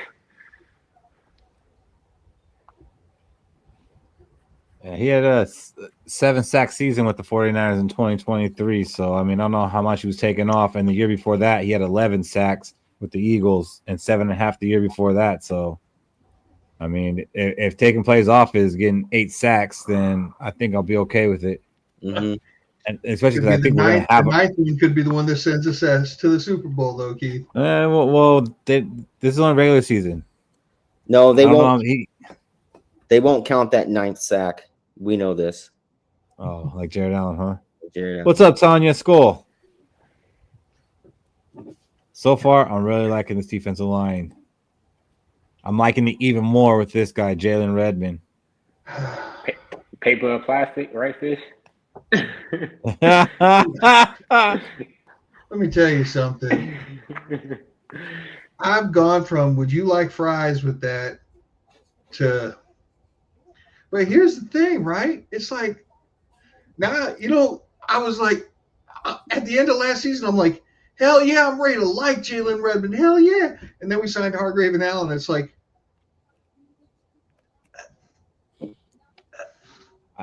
I mean, can we let my boy play? I think he's going to get significant snaps because, like I said, I think there's going to be a rotation. Hargrave and Allen, they are 30 and 32 years old, so they're not going to be there playing every snap. I think he's going to be the next man up. He'll be the third man in that rotation. I think Allen, Hargrave, and Redmond, there's going to be a big rotation there, and then you might see a little bit of Drake and Tyrion Ingram getting in. But only 26 years old, entering his second NFL season. He got 2 starts last year, and he played in 9 games where he had 10-plus snaps, 208 total. Not a lot, but even though he didn't play a lot, when he did play, you noticed him in there. Like every game he played, yeah, he flashed. Either he had a sack or a tackle for loss just about every game. Like he had 6 tackles for loss last year, which tied him for 5th most on the team, and the dude only played 200 snaps. Mm-hmm. He also had 2 balls batted down, so a noticeable guy. He's definitely going to get his chance. And I know it's not a lot of snaps, but look at those PFF scores he put up last year, and look where they rank. Mm-hmm. And we're talking about. Reminds me of Duke Shelley. I liked how Fish was talking about. Roll my eyes on this small screen. Harrison Phillips was getting the most help by adding Jonathan Allen and Javon Hargrave. I think this guy right here is going to get the most help by adding those 2 guys. And I'm not just saying because he's on the line with them. I think it's when he's off the line during this off season, during the season, as the season progresses, those 2 dudes are going to teach this kid the ins and outs of how to play that defensive tackle position. Right. And I think they're going to make him 10 times better than what he is. And I bet he explodes off the scene next year when one of those 2 guys are not on this team next year. Yeah, you're right. I mean, they're both signed for next year, but with our cap situation and their age, there's a good chance only one of them sticks around, and he's gonna have a great chance to be the other guy. And if he can learn from them and slide right in, he just needs to keep doing whatever he did last year when he got his chance. And I think this dude's gonna be a steal for us. Kwesi hasn't drafted well, but the UDFAs and free agents that we've got him an extension, Fish. If Jalen Redmond would just run his mouth a lot, I would say he has a ceiling, and this is a hot take, to John Randall. What an interesting take. I feel like every year we pick somebody that could be the next John Randall. It just doesn't happen, but hey, I'm cool with that, man. Just 26 years old. He's got to get it going, though, because he's probably got 4 to 5 seasons in him. So I will tell you what, though, we do need that tone setter. Who's going to be our tone setter on that incredible defense? Oh, Jonathan Allen. Taki. Do you really think Jonathan Allen's a tone setter? Because what's his name? There was getting under his skin. I think what Jonathan Allen did to the Lions to shut that team up that's what set the tone for the Commanders to win that game and move on to the conference championship. I'm talking about, though, the attitude setter, Cody. Though he's got an attitude. Taki. Because he was getting bullied in the Redskins. By what's his name? Deron Payne. Jonathan Allen's a boss. Or you got Gravedigger, but Jonathan Allen's going to be your tone setter. We'll see. So with Redmond and Turner, I feel like those 2 would be a great rotational pieces for us. Just like how we rotate Turner in, we rotate Redmond in for pass rush situations and don't lose a beat. Then we got Fish's guy, or at least he was Fish's guy last year, Levi Drake Rodriguez. 25 years old, entering his second NFL season. Damn, he's old for a second-year guy that was drafted. 7th-round draft pick in 2024, 232nd overall. Only played 6 defensive snaps last year and 11 special team snaps, but the team does seem to like him. In college, he was named to the 2023 PFF FCS All-American team, which I think that's pretty good because they only picked 2 defensive linemen out of the whole FCS. So, there's something about him. 10 games, 56 tackles, 7.5 tackles for loss, 5.5 sacks. I really don't got much to say about Levi Drake Rodriguez, but I think he makes the 53. I think he's going to be a great practice squad guy. Yeah, I think so too. You guys don't have him making it? I think he gets called up for games here and there, depending on the scheme that we're going to run. But I don't think he makes the. The 2 that are going to make it, Keith, are going to be Taki and Jalen. So Taki Taimani. I think I do think Taki Levi makes it. I think Levi might be a good locker room guy though, so he might keep him on that merit. He can do that without it with his street clothes on, Shaq. Call him for every meeting and tell him we'll meet him next Saturday. Taki, he's 25 years old, entering his second NFL season, was UDFA last year. He played 70 snaps in his first 7 games, and he actually played well. He was a nose tackle that we were kind of looking for, clogging it up and eating blocks. But then he had an ankle injury, and he ended up missing the rest of the season. If it wasn't for Harrison Phillips, I think this guy might be fighting for a starting position. And we saw how many snaps Harrison Phillips taken, so I don't know how much room that's going to leave for him to get in because he is a nose tackle. But it also maybe takes some snaps away from Harrison Phillips. He's not the nose tackle we need. He's the one we deserve. Yeah, I think Taki stays on this team just because of goal line situations and being that nose tackle next to Harrison Phillips. I think he makes the over Levi just because he is a nose tackle. And with goal line situations, you're going to put your goal line defense on there. He'll be up there with Harrison Smith, Javon Hargrave, and Jonathan Allen across that line. And I think he stays. Yes, sir. We got last, to tush push. Last, we got Tyrion Ingram Dawkins. I think he's making his 53. I think the Vikings like him a lot. Obviously, that was shown when he was put with the first teamers when Allen and Hargrave were out. This guy, he's an athlete. And you look at his combine numbers and his RAS scores, which were some of the best RAS scores all time by a defensive lineman. So this is a guy who's athletic and hopefully moldable. Because this had to be a BFO pick. Okay, so next year, maybe he'll make the 53-man roster and start and play some snaps and some downs. This year, there's no room for him. Sorry. If we stay healthy, he's on the practice squad. What do you have us keeping? Fish like 4 defensive linemen? You're cutting him. You're cutting Drake Rodriguez. Yeah, I told you. Redmond and Taki are the 2 that make it behind Phillips, Hargrave, and Allen. So 5. Mm-hmm. Let's see. I think Tyron makes this team because we were talking about depth at the edge position, right? We kept 7 last year. I think we see Tyron play off the edge when he is in the game this year. And I think that's going to be part of the depth. I think we're going to shift him over to that edge piece, and while he can still play on the defensive line, that's why I think he stays on the team. So it's basically Dawkins versus Rodriguez then. If we're only keeping 6, if we keep 7 like we kept last year, yeah, he'll stay. They can both make it. Mm-hmm. So, Cody, you're saying we're going to shift him over to the one position group that we're actually deeper at than defensive tackle? Well, weren't we just talking about depth at the edge earlier? Like we're kind of. Yeah, but I mean, we're actually deeper at No, tackle. we're saying what happened. Okay, after Ginkle and Turner go down, then everyone's like concerned all of a sudden. Why are they going down? No, that's what we were talking about. Like, not we said everything after Turner, it's kind of like, oh, we're kind of screwed, right? I think he moves over. Who said that?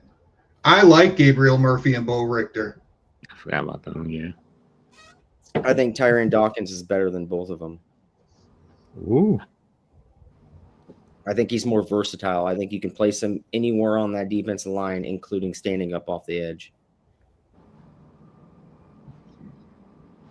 Another positionless player. There we go. How's he positionless? Because he can play two positions. Doesn't make him positionless. He'll be playing safety too, Keith. You mark my words. Should I write that one down? Should I put it on record?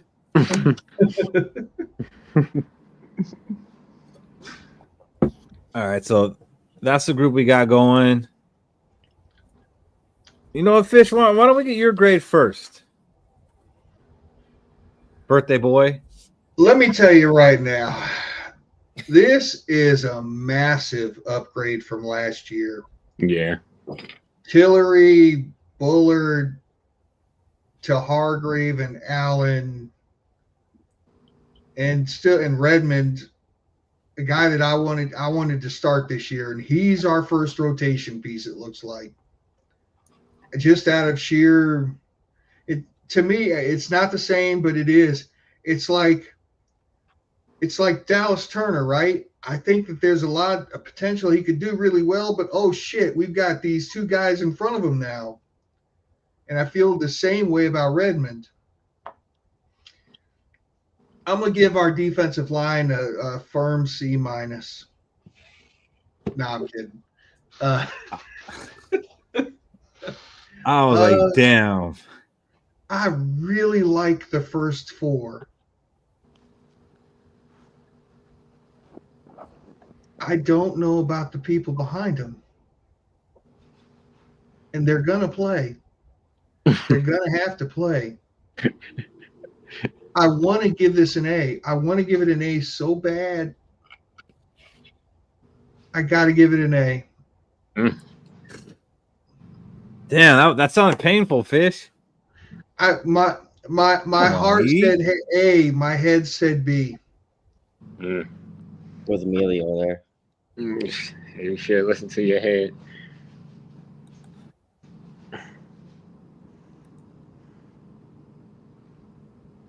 Thank you. Happy birthday, Michael Fish. Cody, what do you grade on our defensive line? So last year we gave up 1,588 rushing yards, which ranked second in the NFL, right? As the least amount of rushing yards given up by a football team. In this being an upgrade to what we had last year, that for our defensive line, and we're bringing back the same linebacker core. This is an A++. Is there anything better than an A? I think this is the strong suit of the Minnesota Vikings. Is this defensive line added to that front seven? Shaq. So, and Fish and Cody thinking, I wanted to give, when I first saw that we was doing defensive line, I was thinking I wanted to give it an A, but I got to give this position group a B. Only because, yeah, we got pass rushers, but our best pass rushers are on the older side. And not only that, I don't feel like we have a true nose tackle defensive lineman for this defensive line. But other than that, I'm pretty okay with what we have, all pass rushers. And then we have Jamin Redmond, who could be a rotational defensive lineman. And then we got, young up-and-coming guys, but I don't really expect much from. So I have to give it a B. Tonight, the role of Fish will be played by Shaq.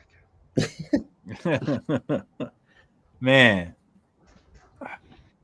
Like what you said, like really hit about not having a true nose tackle. And let's not forget, Hargrave and Allen are not known for their run defense. At all. No, they're not. They're not. But actually, Harrison Phillips is. Taki Taimani is. So we might not have an A nose tackle, which makes it hard to give the line as a whole an A. But I'm giving the line as a whole an A. because I think having Allen and Hargrave there is going to elevate Phillips to more than he's already done. And I think Phillips has been pretty damn good. I think that we might have just had higher hopes for him coming in. Like, I think we fell in love with him real quick and like anointed him. And maybe he hasn't lived up to our hype, but he's been a very, very solid player on that defensive line. And I just think it gets better having those two other guys. And then Redmond, who, like Fish said, thought maybe could be a starter this year. That's our first player off the bench in that rotation. That's solid, man. Yeah, I'm giving it an A. What do you all in the chat give it? Clinton, I see you give it a B+. That's probably a fair grade. So it is also one way I give this an A. I just say second in the league for least amount of rushing yards, and we upgraded our defensive line and kept the same linebackers. This is going to be a ridiculous front seven, included then ridiculous defensive line. What does T-Bass grade this defensive line? If we sign Christian Wilkins, I'll give it an A. T-Bass is going to say can't grade them. They got to play meaningful snaps first. Well, now he is.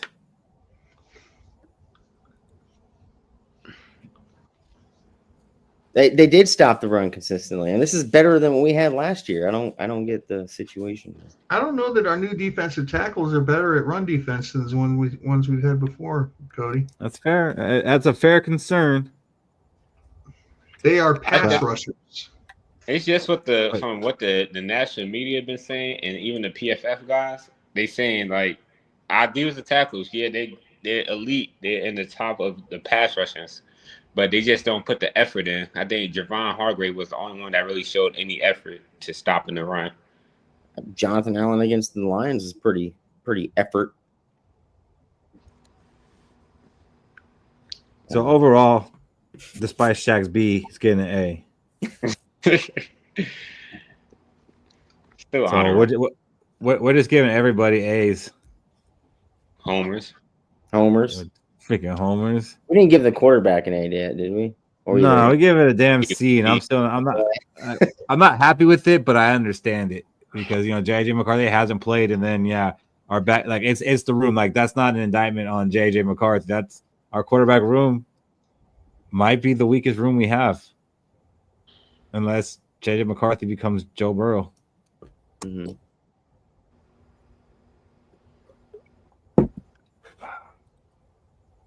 So next week we'll have the linebackers and edges. We'll do them together. Nice. That's going to be about a D right there, baby. What would you give the wide receiver room grade if Justin Jefferson has to miss a game because of the hamstring? A game?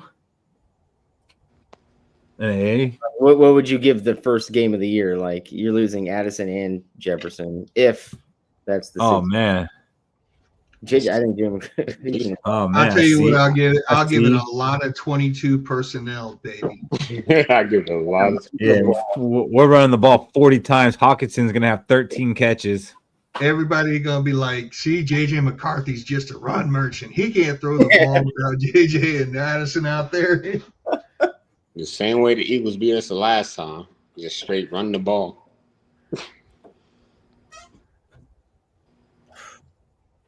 Jordan Addison going to have 150 yards, and Aaron Jones going to have 170 yards. Yeah. No, Addison's not playing in this situation. I mean, I'm sorry, Mason.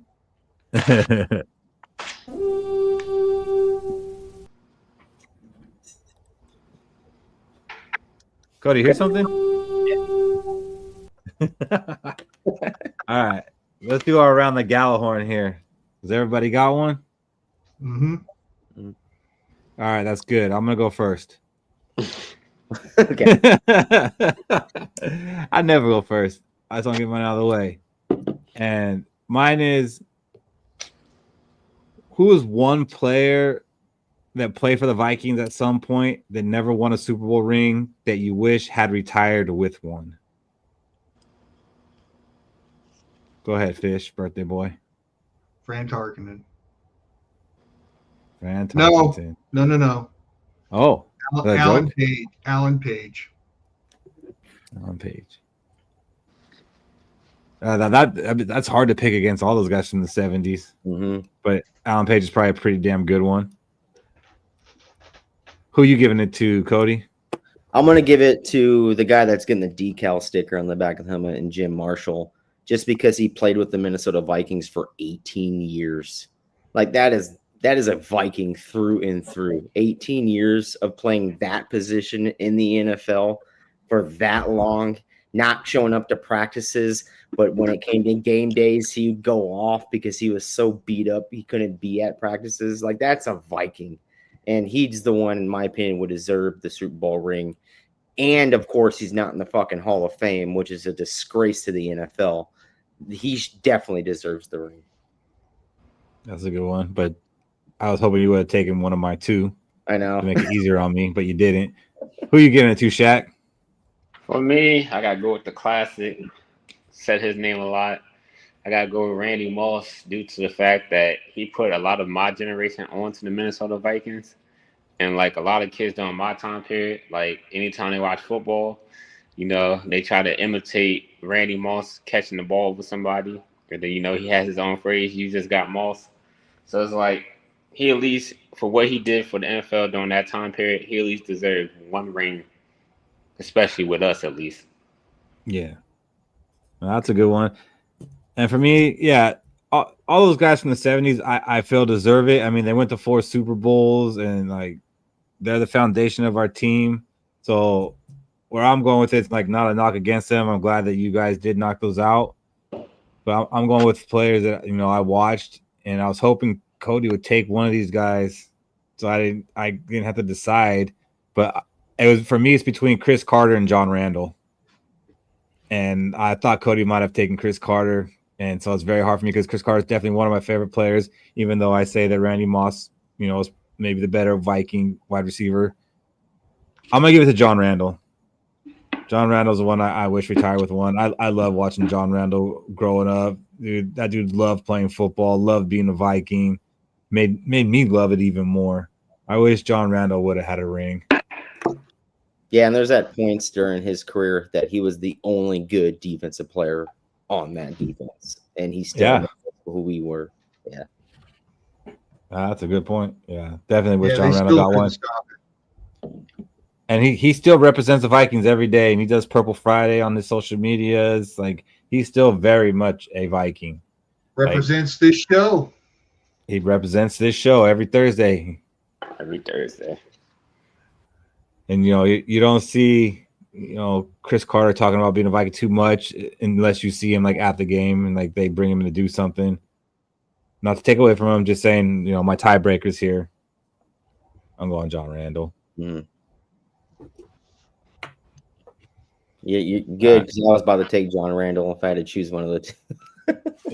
See, I would have been cool with that, man, because then I would have just taken Chris Carter, no problem. Like, either one of them, I would have liked to have seen them get a ring. Those were, you know, my probably favorite offensive defensive players growing up.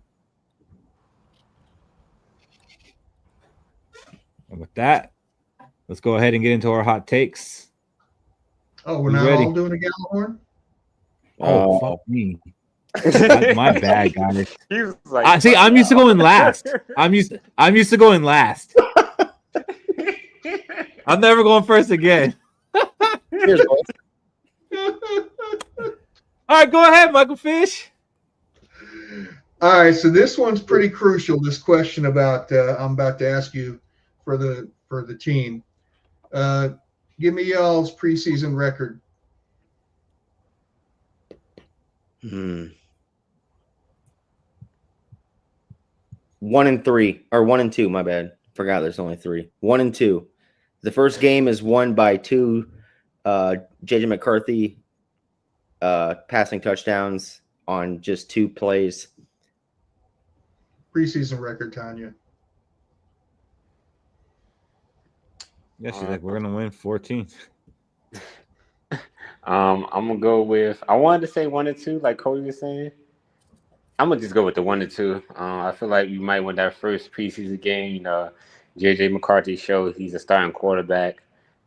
We go. You know, he doesn't miss a throw. His first drive ended with a touchdown. We bench him, and then we see him again regular season. So I'm gonna go 1-2.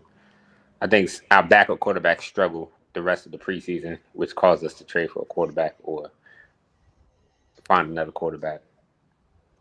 I agree with that, and that's also why I can't go 1-2 because I think JJ McCarthy is going to go in there. He's going to look good. He's going to give us a lead, and then the backups are going to come in and throw it down the drain, and then we're going to go 0-3, and that's a good thing. That's going to get everybody panicking. Oh, the Vikings, they're not looking good. They're overrated. They suck. But I feel we do better when we suck in preseason. Like it's always those teams that go 3-0 in preseason that don't even end up making the playoffs. So I don't want our champagne moment being the end of preseason.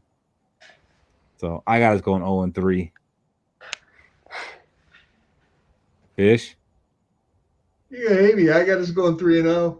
Yeah, I want to change mine now. I'm thinking about the backup quarterback role with Sam Howell. We're gonna go 3-0. We're gonna win them all. See that? Oh, there goes the season. Hey, 14 wins is 14 wins, We're Keith. gonna build that momentum, Keith. Going straight into it. Did we go 3-0 last year or 2-1? We went 3-0 last year. And then Sam Darnold turned to a pumpkin. Yep, I don't want that. Yeah, he didn't turn into a pumpkin till week 18, though. Right, Shaq? I don't know about that. I don't know Week about that. 17. I do think there might have been a stretch in the middle of the season where if JJ McCarthy was healthy, the Sam might have gotten pulled. So around that time we were playing like Jacksonville, like around that time. So I think the pumpkin might have started a little early, but then he did sprinkle some good games in there, like the Packer game where we crowned him. Where came on this very show and said, I hope that wasn't our Super Bowl moment. And it was. All right, Shaq, what do you got? So my Gjallarhorn question is, would you guys' opinions change about the team if we relied more on the defense this year to win games? Let's just say we're not putting out that amazing offensive stats, keeping like maybe top 10, top 15. We're in the top 20 range offense-wise. But we're still winning games. It's just our defense is balling out. Would your opinions of this team change going to the season? So No, because that's my expectation, Shaq. I actually want us to be tougher. With the investment we've made in the trenches, I that's where I'm at. I expect us to win with solid offense. You know, that old school mentality. We're gonna run the ball down your damn throat. We're gonna hit you when we can, and we're gonna play great defense. And it's not gonna be some fluky smoke and mirrors defense. It's gonna be we're gonna get after your ass and not have to be all exotic and shit to try to win a game. It's gonna be straight up. We're gonna fuck you up defense.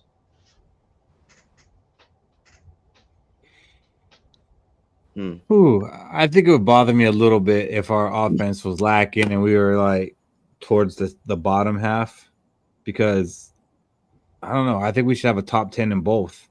And I think I'll be disappointed if we're not close to that. And that probably means that JJ McCarthy's struggling because we have a good offensive line on paper, and I don't think they're going to be the reason for faulting. We got probably the best running game that we've had as far as players since we had Latavius and Jerick McKinnon back there together. Then you got Justin Jefferson, Jordan Addison, you got TJ Hawkinson. I'd be pretty disappointed, and I would feel like, okay, we just won 12 games on the back of the defense heading to the playoffs, but I wouldn't feel comfortable. Like I didn't feel comfortable going into the playoffs this year. Like it's cool. Okay, cool. We won 12 games. Like we had 12 good weeks of football, but now we're into the playoffs, and I'm not feeling as confident if our offense is 20th ranked. I'm going to go with Dan Orlovsky's little saying there. If JD McCarthy is just a mid-level quarterback, that means our offense is probably in the 20s, right? We're still making the NFC title game. And I think we're going to see that type of play during weeks 1 and 3. How we come out of weeks 1 and 3 because we don't have Jordan Addison.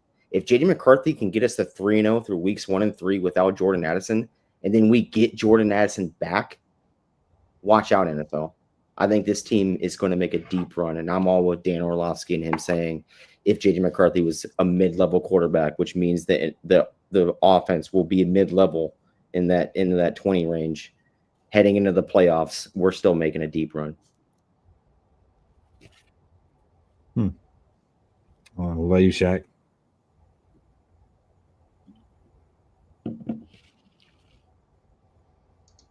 He's frozen. He hasn't blinked. Is he? His eyes are lit. He's either really stoned or he's froze. Yeah. I was looking Yeah, at I never know. Well, I'm glad he got his Gjallarhorn question in before that Yeah, he happened. did get it in.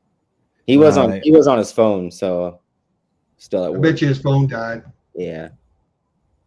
That'd be pretty bad timing.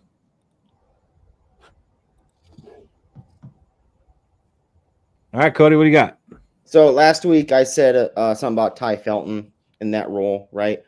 But I'm gonna spin this a little bit differently, and I'm gonna say we're talking about Jordan Addison might not be a Viking here, in 1 to 2 years. What if Jalen Nailor balls out this year, and we decide to re-sign Jalen Nailor for a little bit cheaper contract, and decide not to go with Jordan Addison? How would you guys feel about that?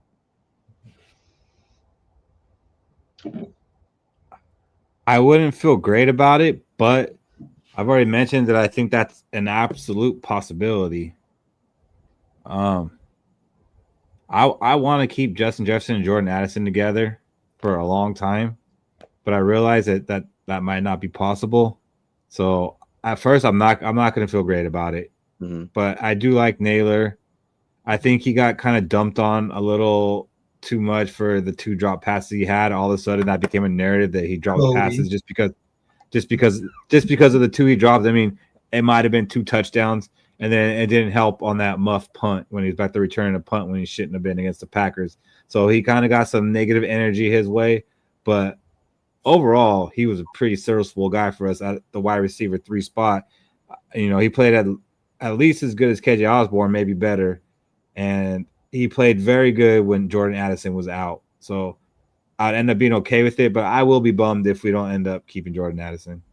I kind of want to go back to this question at the end of the year. Let's say Jalen Nailor has 1,000 yards receiving, 9 touchdowns in the year, and Jordan Addison didn't even eclipse that, right? And then you're going into year 3 for Jordan Addison where he's going to want a contract, and then you got Nailor coming up on his 5th-year option.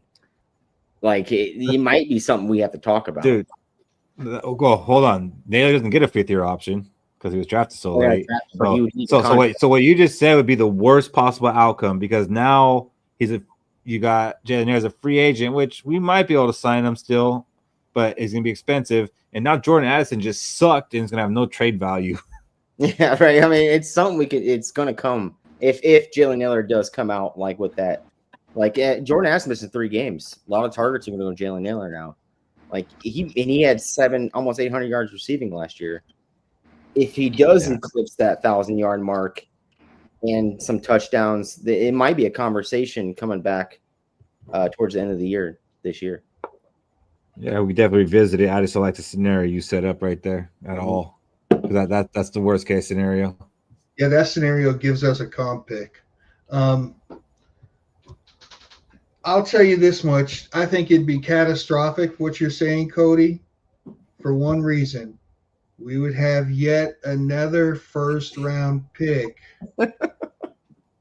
that just screw it. I mean, our draft picks, the ones that have a finger hold on this team, have got to stick. And washing out a first-round pick for a 5th-round pick, it doesn't look good. To the same point of having a UDFA take a starting spot from a 3rd-round pick. Doesn't look good. Sorry, it just doesn't. Yeah.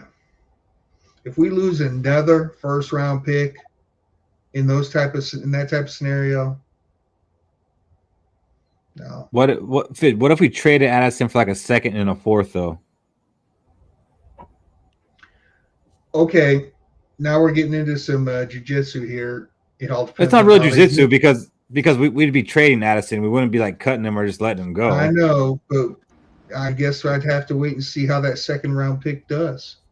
Hey, Boyd, I need more clarity on this. Advantage Addison again. Jetta hamstring, no matter what, going to give Addison the leverage. Jetta's hamstring is not going to keep him out till week 4. Just a tweak. Yeah, I don't know. It's something.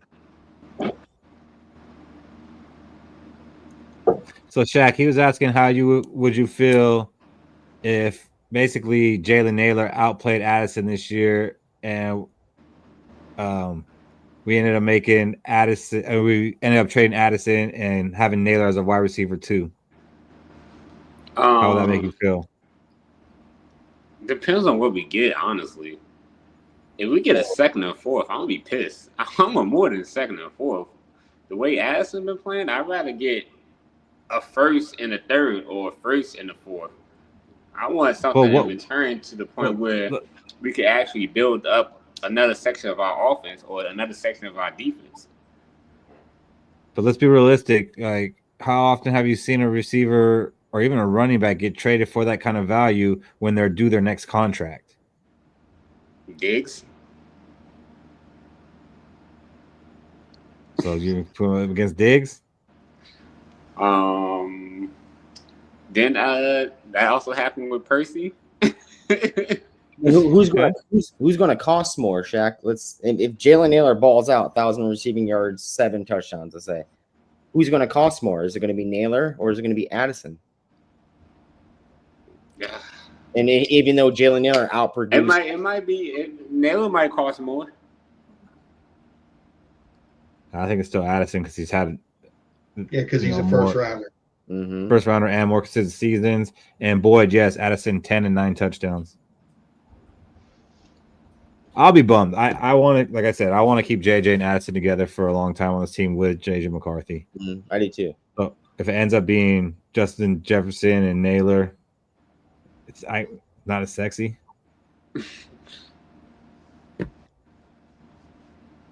Would you be bummed, Cody?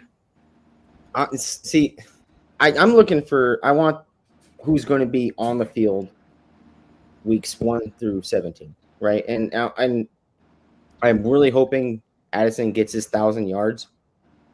But I think if Addison doesn't get his 1,000 yards, and Jalen Naylor does now produces Addison somehow, I think Naylor will be the cheaper wide receiver, and that's something you got to look into. Like, hey, this guy's shown he's been producing and progressing every single year of his career.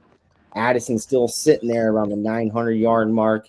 He's still sitting there at the 10 touchdowns. You know, you're going to lose that productivity, but you got a guy that's continually to progress also. So you got to think about it. Hey, cheaper wide receiver here. He's progressing. He's showing out the stats. Or am I going to pay more for this guy over here? He's only 90 yards to 10 touchdowns every year. You know. Okay, but Naylor's first 2 seasons were marred by injuries. We just felt like we got lucky last year that he was healthy all year. But if he progresses again, like if I can pay $7 million cheaper for this wide receiver to that wide receiver, I might lean the Naylor wide receiver. What's more risky, to have a player that's shown that he can get injured pretty easily, or have a player that all you got to do is fix his off-field antics, which aren't really that crazy? Well, Naylor's been injured every year. Right. So are you more worried about Naylor getting injured, or are you more worried about a DUI from Addison again? A DUI and an injury from Addison, or just an injury from Naylor? Like I'm more worried about the two. Okay. Well, Naylor a DUI and injury then too. So hold on. So I'm more worried about the guy that has 2 things going against him, injury and DUI, than I'm worried about the guy that just has the injury. Dude, Addison's missed like 2 games in his career. Still missed games. Now he's missing 3 more for a DUI. Well, Justin Jefferson's missed more. Well, Jefferson is 1,000 times the receiver Jordan Addison is. I don't know. I think you're being a little bit unfair here, calling him injury prone when you're comparing him to a guy who's missed full seasons to injury. I mean, if Jalen Naylor is playing better than Addison, then that means Jalen Naylor is playing like a top receiver.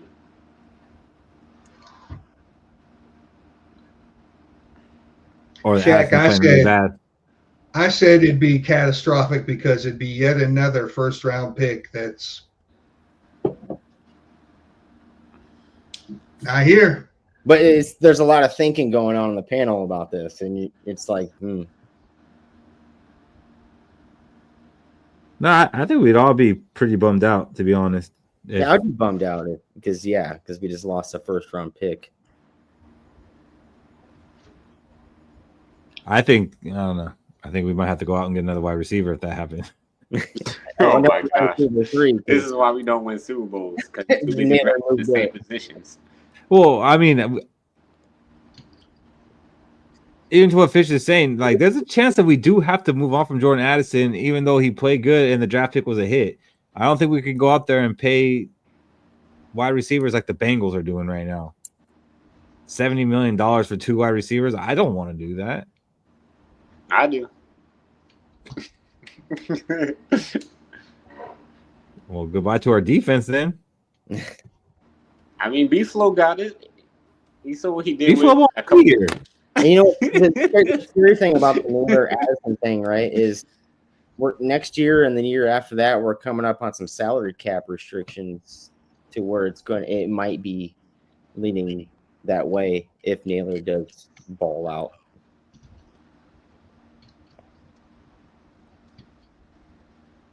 Yeah. NFL salary cap. Go Twins. Twins made some great moves. Salary cap dumped without a league that's no salary cap. Yeah. Hell yeah, brother. All right, so everybody went, right? Everybody did the Gjallarhorn? Yes, we can move on now. I'm sorry. That's why I should need to keep myself last, because I figured, okay, I just did mine, so I went last. But now, for reals, let's go ahead and get into our hot takes. Who's ready? All right, I'm gonna go first. No, all right, birthday boy, what do you got? Ah, damn it. Never mind, Fish. Do not go. All right, maybe. Oh, my bad. All right, Fish, go ahead. Oh, hold up. My bad. I forgot when I changed off the app, it freezes myself. Are you ready? During the regular season, Will Reichard will not miss a single kick under 60 yards, including extra points.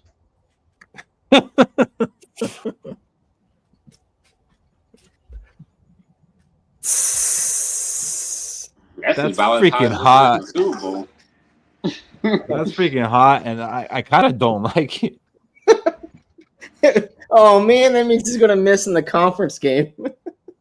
Hell, man, you know what? He could kick one field goal, get injured, and be out for the season, and that hot take hits.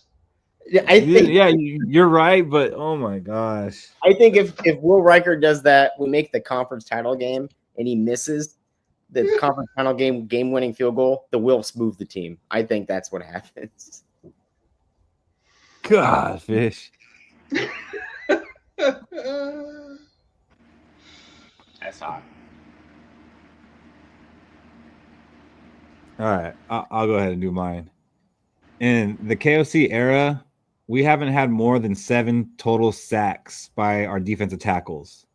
I think this year we will more than double that by getting at least 15 sacks by our defensive tackles. And even in the Zimmer era, the most we had was 14. I'll Skol to that. So that's that's not including our edges. That's basically Andre, Phillip, Redmond, and Allen. That's pretty hot. All right, Shaq, what do you got? So my hot take is it's kind of close to yours. I'm gonna go with there will be 3 players on the Minnesota Vikings defense that has 10 plus sacks. I like it. Name them. Shit, if I wanted to go, I'll go best player. So I go Grenard, Van Ginkel, and Turner. Oh, Turner. If Turner gets 10 sacks, then I don't know. Fish might have to take back a couple things he said about drafts. Not a lot, just a couple things, and he said a lot. All right, Cody, what do you got for us? So, looking at the stats last year, Jefferson had 10 touchdowns, right? Addison had 7. Am I correct? Last year, 9 touchdowns, so 10, 9, and Naylor had how many? 4, 5 or 6. 5 or 6. Then Hoxton, who knows? I can't remember. Not that much. I'm gonna say my hot take is Jalen Naylor has more touchdowns than any receiver on this team for this year. No, I'm gonna spin that Gjallarhorn. Look who's jumped on the Naylor train. I've been on the Naylor train. I was with you with McCarthy, pounding the table. Okay. It was me and you. I don't know. You call him Sir Drops a lot last year. Well, yeah, I was pissed off about him last year. But passionate. Cody says I've substance in. Hot take: if Naylor leads us in touchdown receptions, we're picking top 10 next year. I mean, what 10, 9, Naylor? How many touchdowns did Naylor have last year? 7? 6. He had like 5 of them in 2 games. Yeah, 5 of them were in 2 games. Well, yeah, it's not bad. It's not out of the realm, but it's not out of the realm. But then we'll be picking top 10, and then we're trading Jordan Addison. I don't like your guys' hot takes today. They're good ones. I just don't like them. I hear Shaq. Shaq, yours is good. Having 10 sacks. Yeah, no, Shaq, yours is good. But Fish out here that Will Riker's not going to miss a damn kick. Probably going to miss 5 extra points now because of that, and a game-winning field goal inside the 30. I shouldn't be putting that into the air. Actually, I'm sorry. Way to go, Keith. I wanted to make a Jordan Mason one, but not yet. That'll be next week. What, did it have the most touchdowns again? No.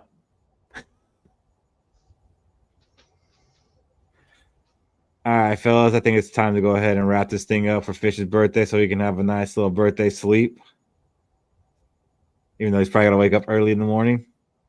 No, probably. Gotta. 100%. Nothing changed, huh? Nothing changed. All right, Shaq, final words. I'd like to just thank everybody for tuning in to another episode of the Let's Go podcast. It's been a long off season, but we made it. You know, the topics came here and there. We kind of was grasping for straws throughout some time periods of it, but we made it through. I'd like to thank everybody for tuning in throughout this long off season. Also, you know, we did start, you know, we reached that platform. We reached that plateau on YouTube where we can now get donations on YouTube by if you click that $ button. You know, you can send donations to the Let's Go podcast and, you know, help us grow for, you know, expenses and things that comes along with running the podcast because it is not free or cheap. Also, you can also leave a like and you can also comment and subscribe on YouTube. You don't always have to just leave comments in the live show. You can comment after the show ends. Yes, sir. Birthday boy. This time next week, we're going to be speculating about who's going to be playing what in our first preseason game, and it feels so good to know that. Just feels so good to know that Vikings are going to be taking the field. For Vikings fans, by Vikings fans, tell your friends about us. If you know some people who like Minnesota Vikings football, tell them about us. We want people to join us, comment, and enter the conversation with us. Send us messages. Give us conversation topics to talk about that you think is important. It's